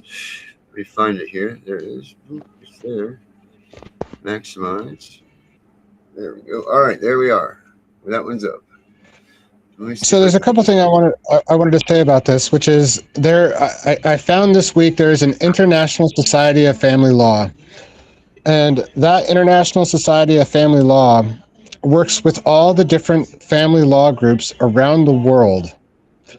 And I found out that this what's happening to us is actually happening in at least 68 other countries. So China, India, Europe, South America, Southeast Asia, it's happening around the world. And the media is suppressing it. These billionaires are suppressing it because they don't want us to unite. They don't want us to put a stop to it, because if it's a $120 billion business in the United States alone, it's a multi-trillion-dollar business around the world, which is all feeding into the Bank of International Settlements, which is all then being fed into the World Bank and the IMF and the International Bank for Reconstruction and Development. So that way it can then be fed into these billionaires, nonprofits in third world countries and their businesses in third world countries. So that way they can just make more money off of other people. So I started reaching out to the International Society for Family Law. I sent their board of directors an email a couple nights ago asking if they're willing to work with us and work with the public to create some of those policies and procedures and some of that research they're doing. And I'm going to that's awesome. Yeah, I'm going to see if they respond. If they don't, I'm going to let them know that they're not liked. Huh? No, we don't want to say that. We don't want to say that what you're going to do yet, but let's wait on that one for sure. Yeah. So if you look, I'm sorry, I can't read it, and I can't pull it up on my phone. Yeah, hold on a minute. Yeah, let's see. Let me get it for you here. It says minimize. Oh, we don't do that. We'll maximize it. Sorry. Let's see. Okay, fighting back, and then that one. I'm going to go over here. Okay, it says the problem is global. So the problem is global, which is what I was just talking about with the International Society of Family Law. So these billionaires are essentially destroying entire civilizations. Like I was in Peru for a little while, and I discovered that in Peru they sterilized 200,000 indigenous women. Oh, that's terrible. I know. They I know. They just stopped 200,000 indigenous Amazonian women from being able to bear children. And with the Hawaiian people, if you look at the statistics, they took 10,000 children from their families in Hawaii, and 8,000 of those were Native Hawaiian and Pacific Islanders. And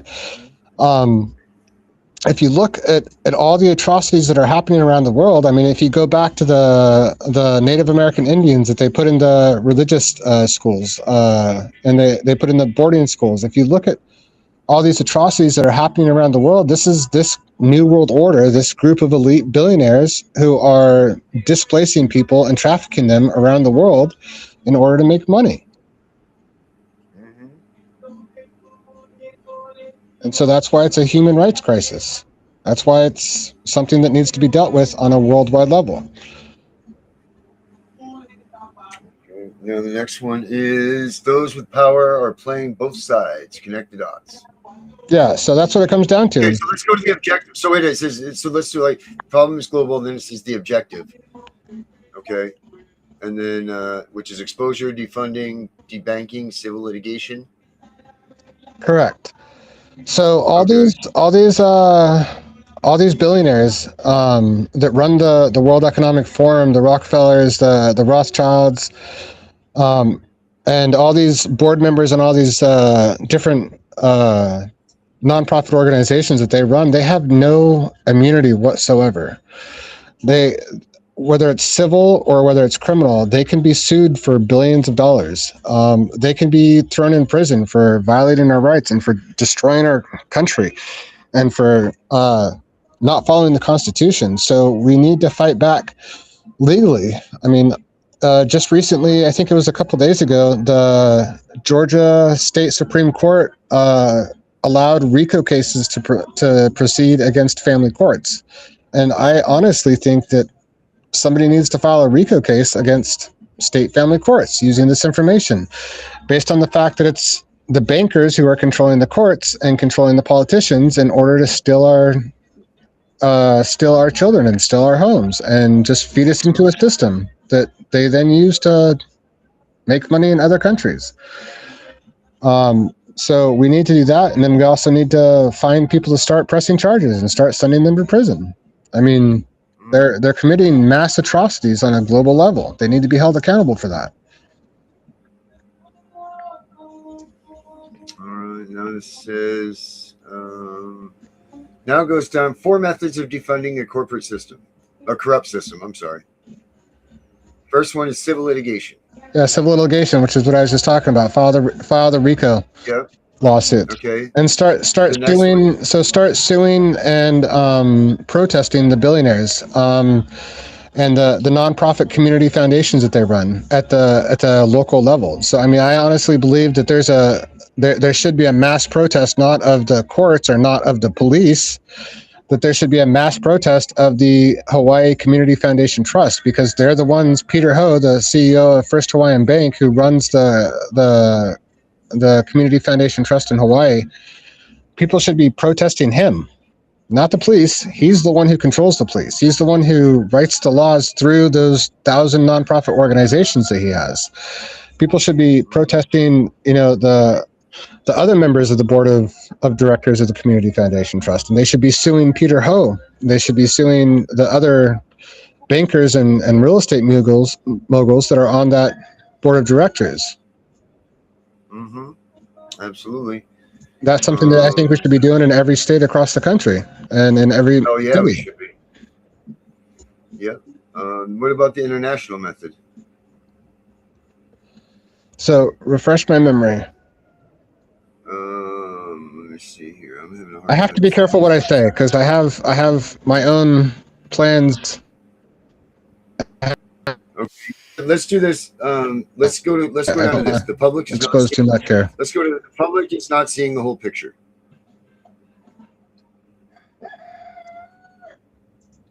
Because you've gotten this whole thing pretty much covered under this whole chart here. You've already done. But you pretty much say expose it, debund it, debank it, sue it, report it, prosecute it, shine the light on it. That's pretty much that. But I think you've gone over everything on this one here so far. So I think we should switch to the next one. No, that's the last one. I think something that we need to realize is the Bank of International Settlements, up until now, enjoyed immunity, or so it thought. However, according to recent Supreme Court cases, because it's connected to the Federal Reserve, it no longer enjoys immunity and can now be sued. And I think we need to start suing these international organizations, especially these banking organizations, because they are connected to American financial systems, which opens them up to RICO lawsuits and opens them up to both civil and criminal prosecution and litigation. And so I think what we need to start doing is going after legally, I have to say that because I'm on video, after the bankers at top. And I think we need to start putting them on notice that if they don't start respecting our rights, that they are going to awaken the giant, America. I mean, I'm one of many people who is discovering this right now, and I'm a mentally ill man. Imagine what's going to happen when the masses discover this. Imagine what happens when the good old boys in the mountains of Northern California or Georgia realize that they're under the control of China through the Bank of International Settlements. Imagine what's going to happen when they realize that it's the European Central Bank that is deciding to steal their money. I mean, the elite need to realize that we are now awakening, and if they don't change, that a lot worse than civil litigation is going to happen. Well, I mean, that's just. Here's the question. Again, the age-old question that we ask in this movement, and this is a great way to end this program because I know your phone's probably dying. How do we get people involved with this that aren't either, if they're not seeing it, they don't understand it, they don't, whatever it is, it doesn't affect their life, so they don't care about it. They think you're a farce, you're a tinfoil hat wearer, you should have lost your kid, you're a bad parent, all of this. How do you get people to pay attention to this and start listening and moving in this direction? So what I'm doing and what I've spent the past year and a half doing is awakening the people within other groups that are being affected by this people. So, I mean, I'm letting the people in the Amazon know that the reason why the Amazon is being destroyed and being deforested right now is because of these bankers and because of these nonprofit organizations. And I'm letting them know that the reason why, 200,000 of their women were sterilized is because of these bankers and these nonprofit organizations. We need to get other people, groups that are being oppressed by these elitists to join the movement. The movement isn't just the family court victims. It's all the oppressed people around the world, which is why we need to start taking our case to the International Criminal Court and having them arrested so they can't travel, which is why we also need to go to the United Nations and start having them defund these nonprofit organizations that they're using. And we need to start reporting them to the Department of Justice. We need to get out of our own skin and our own problems and focus on the world as a whole and recruit other people. Mm-hmm. Well, that's it. But that's what I'm saying. How do you make people think we're not kooks? How do you make people think we're not kooks? Show them the evidence. Yeah. I mean, that's it. Like, people don't want to hear it. They don't want to hear it.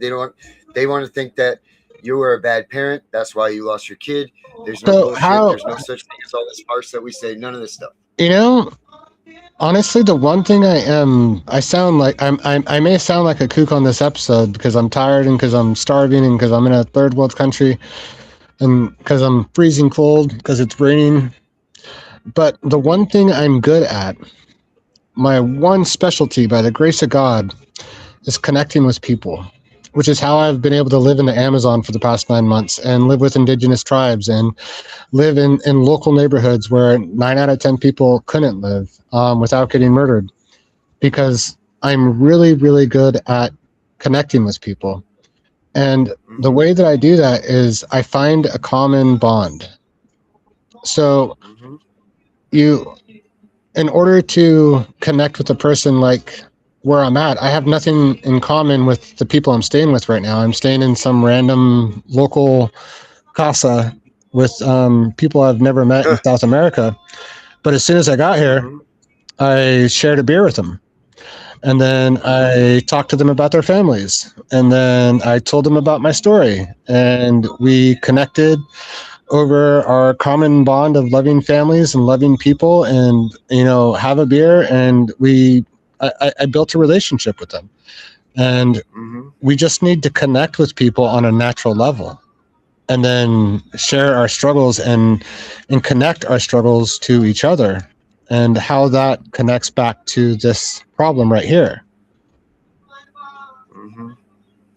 Yeah, I mean, I guess it's easier. It sounds easier than said than done. I know that I've been trying to, we all try to tell the same thing to people. We try to tell them that this stuff's real and it's so on and so forth. And no one likes to listen and they think it's a joke. And I think that's the biggest hurdle that we need to overcome because, when we're all going to that finish line, finally people may be waking up, but it may be too late for them too at that point. This is all a very serious thing that's getting ready to happen here. And if people don't start waking up and understanding what is going on, even though they're comfortable now sitting in their home and, they've got $1 million cars and, life and their kids are in college. Well, when this shit breaks down and it goes the way that it goes, it's going to be a different story.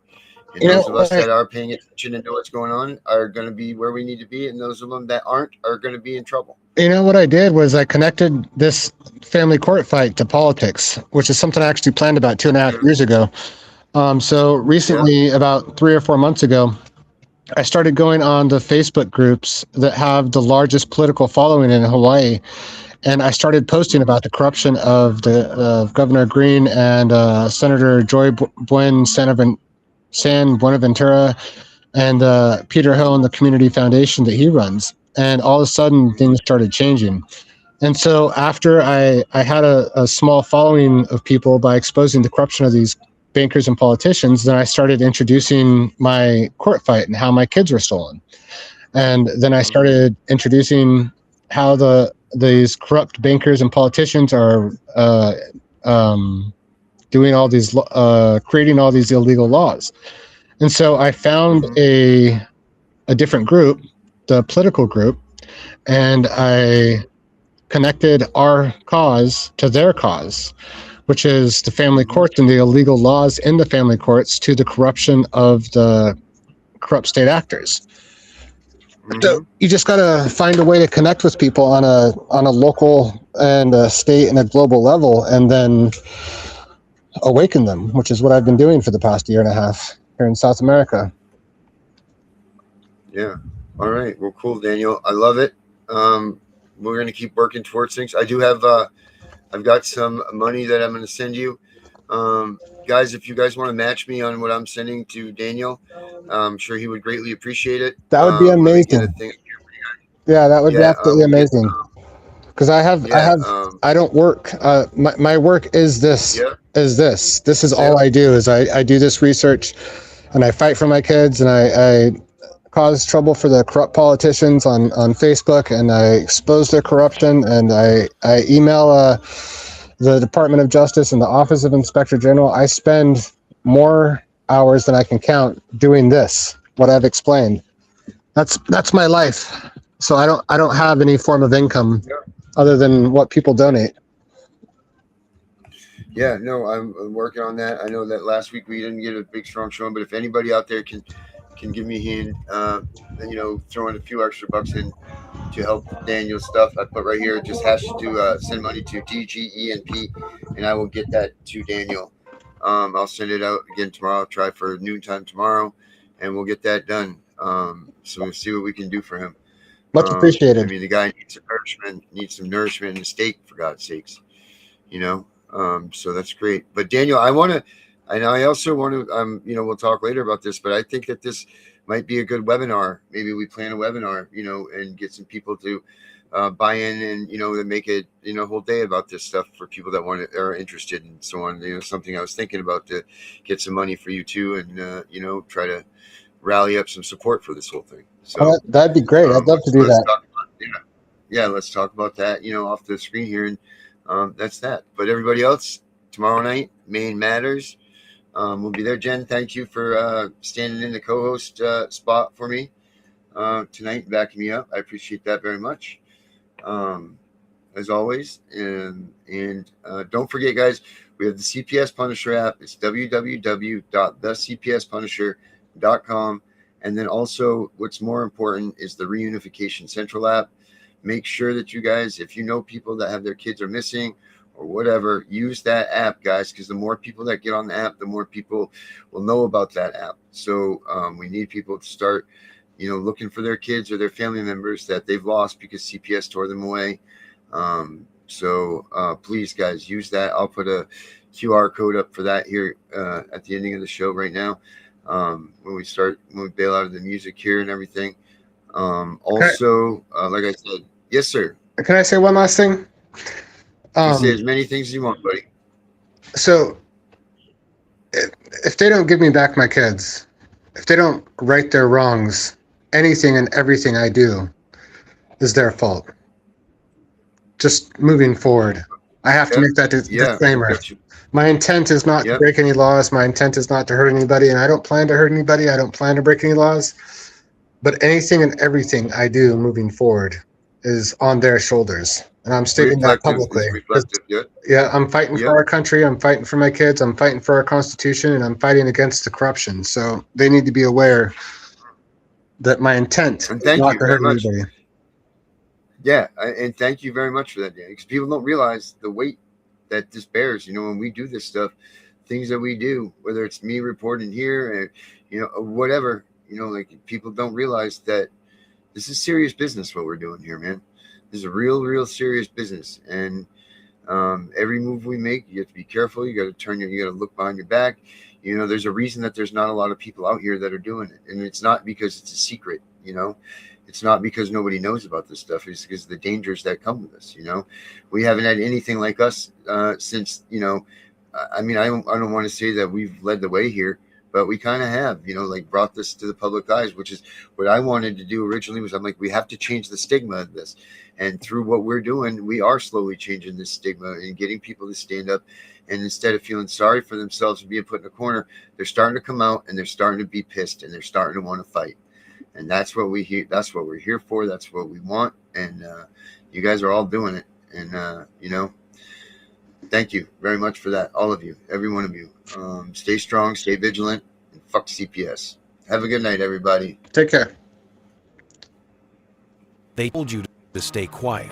They said the system is too big, too complicated, too rigged for a parent to fight. They were counting on you believing that. Right now, 328,000 children are in foster care, many of them removed through investigations that buried your rights before you knew you had them. Your constitutional protections are real. Due process, the Fourth Amendment, the 14th. What's missing is a system that shows you where they were violated and hands you the proof. That system is the CPS Punisher, AI case analysis. 24 types of constitutional violations detected. Court-ready documents generated in seconds.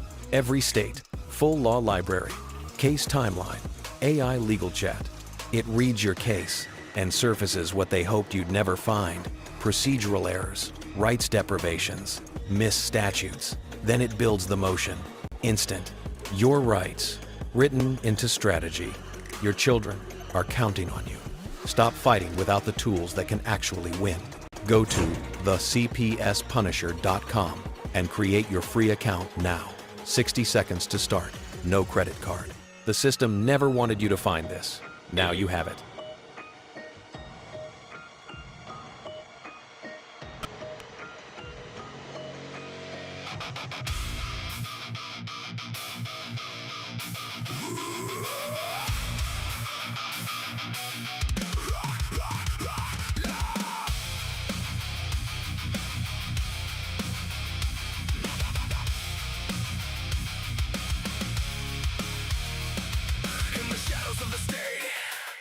Where the innocent are taken, CPS enforces chains, families left forsaken. They hide behind the badge of protection's hollow claim, but the truth reveals a system built on power and shame. We stand united now, no longer silent in the fight, exposing every failure beneath the glaring light. We're burning down the system, torching lies and deceit, fighting CPS corruption from the courthouse to the street. Make it hard for the tyrants who tear our children away. Rise up with the Punisher.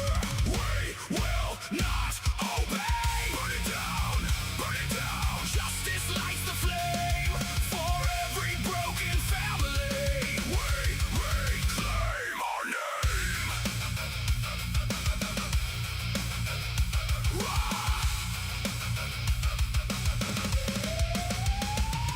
They come without warning, with warrants forged in fear, destroying sacred bonds while the public remains unclear.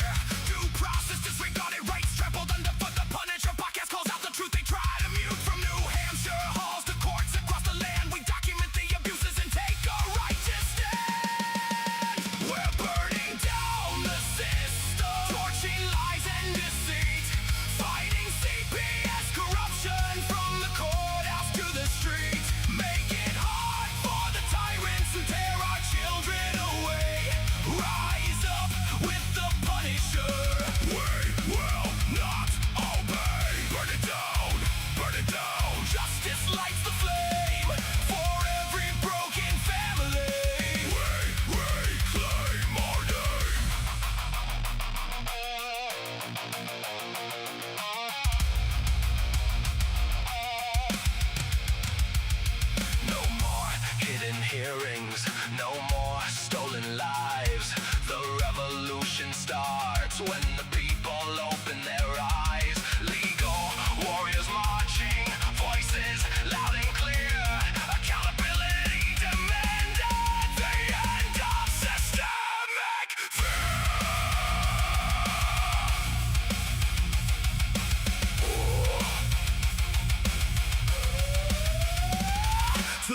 in the trenches to the fighters who persist. Your stories feel the fire that no bureaucracy can resist. We amplify the message through the podcast and the mic, turning pain to power under freedom's guiding light. We're burning down the system. Watch the old order fall. Fighting CPS with courage, answering freedom's call. Make it hard, make it harder, until reform is won. The CPS Punisher rises. The battle has begun. Burn it down, burn it down. Let the flames ignite the way for families reunited in a brighter day.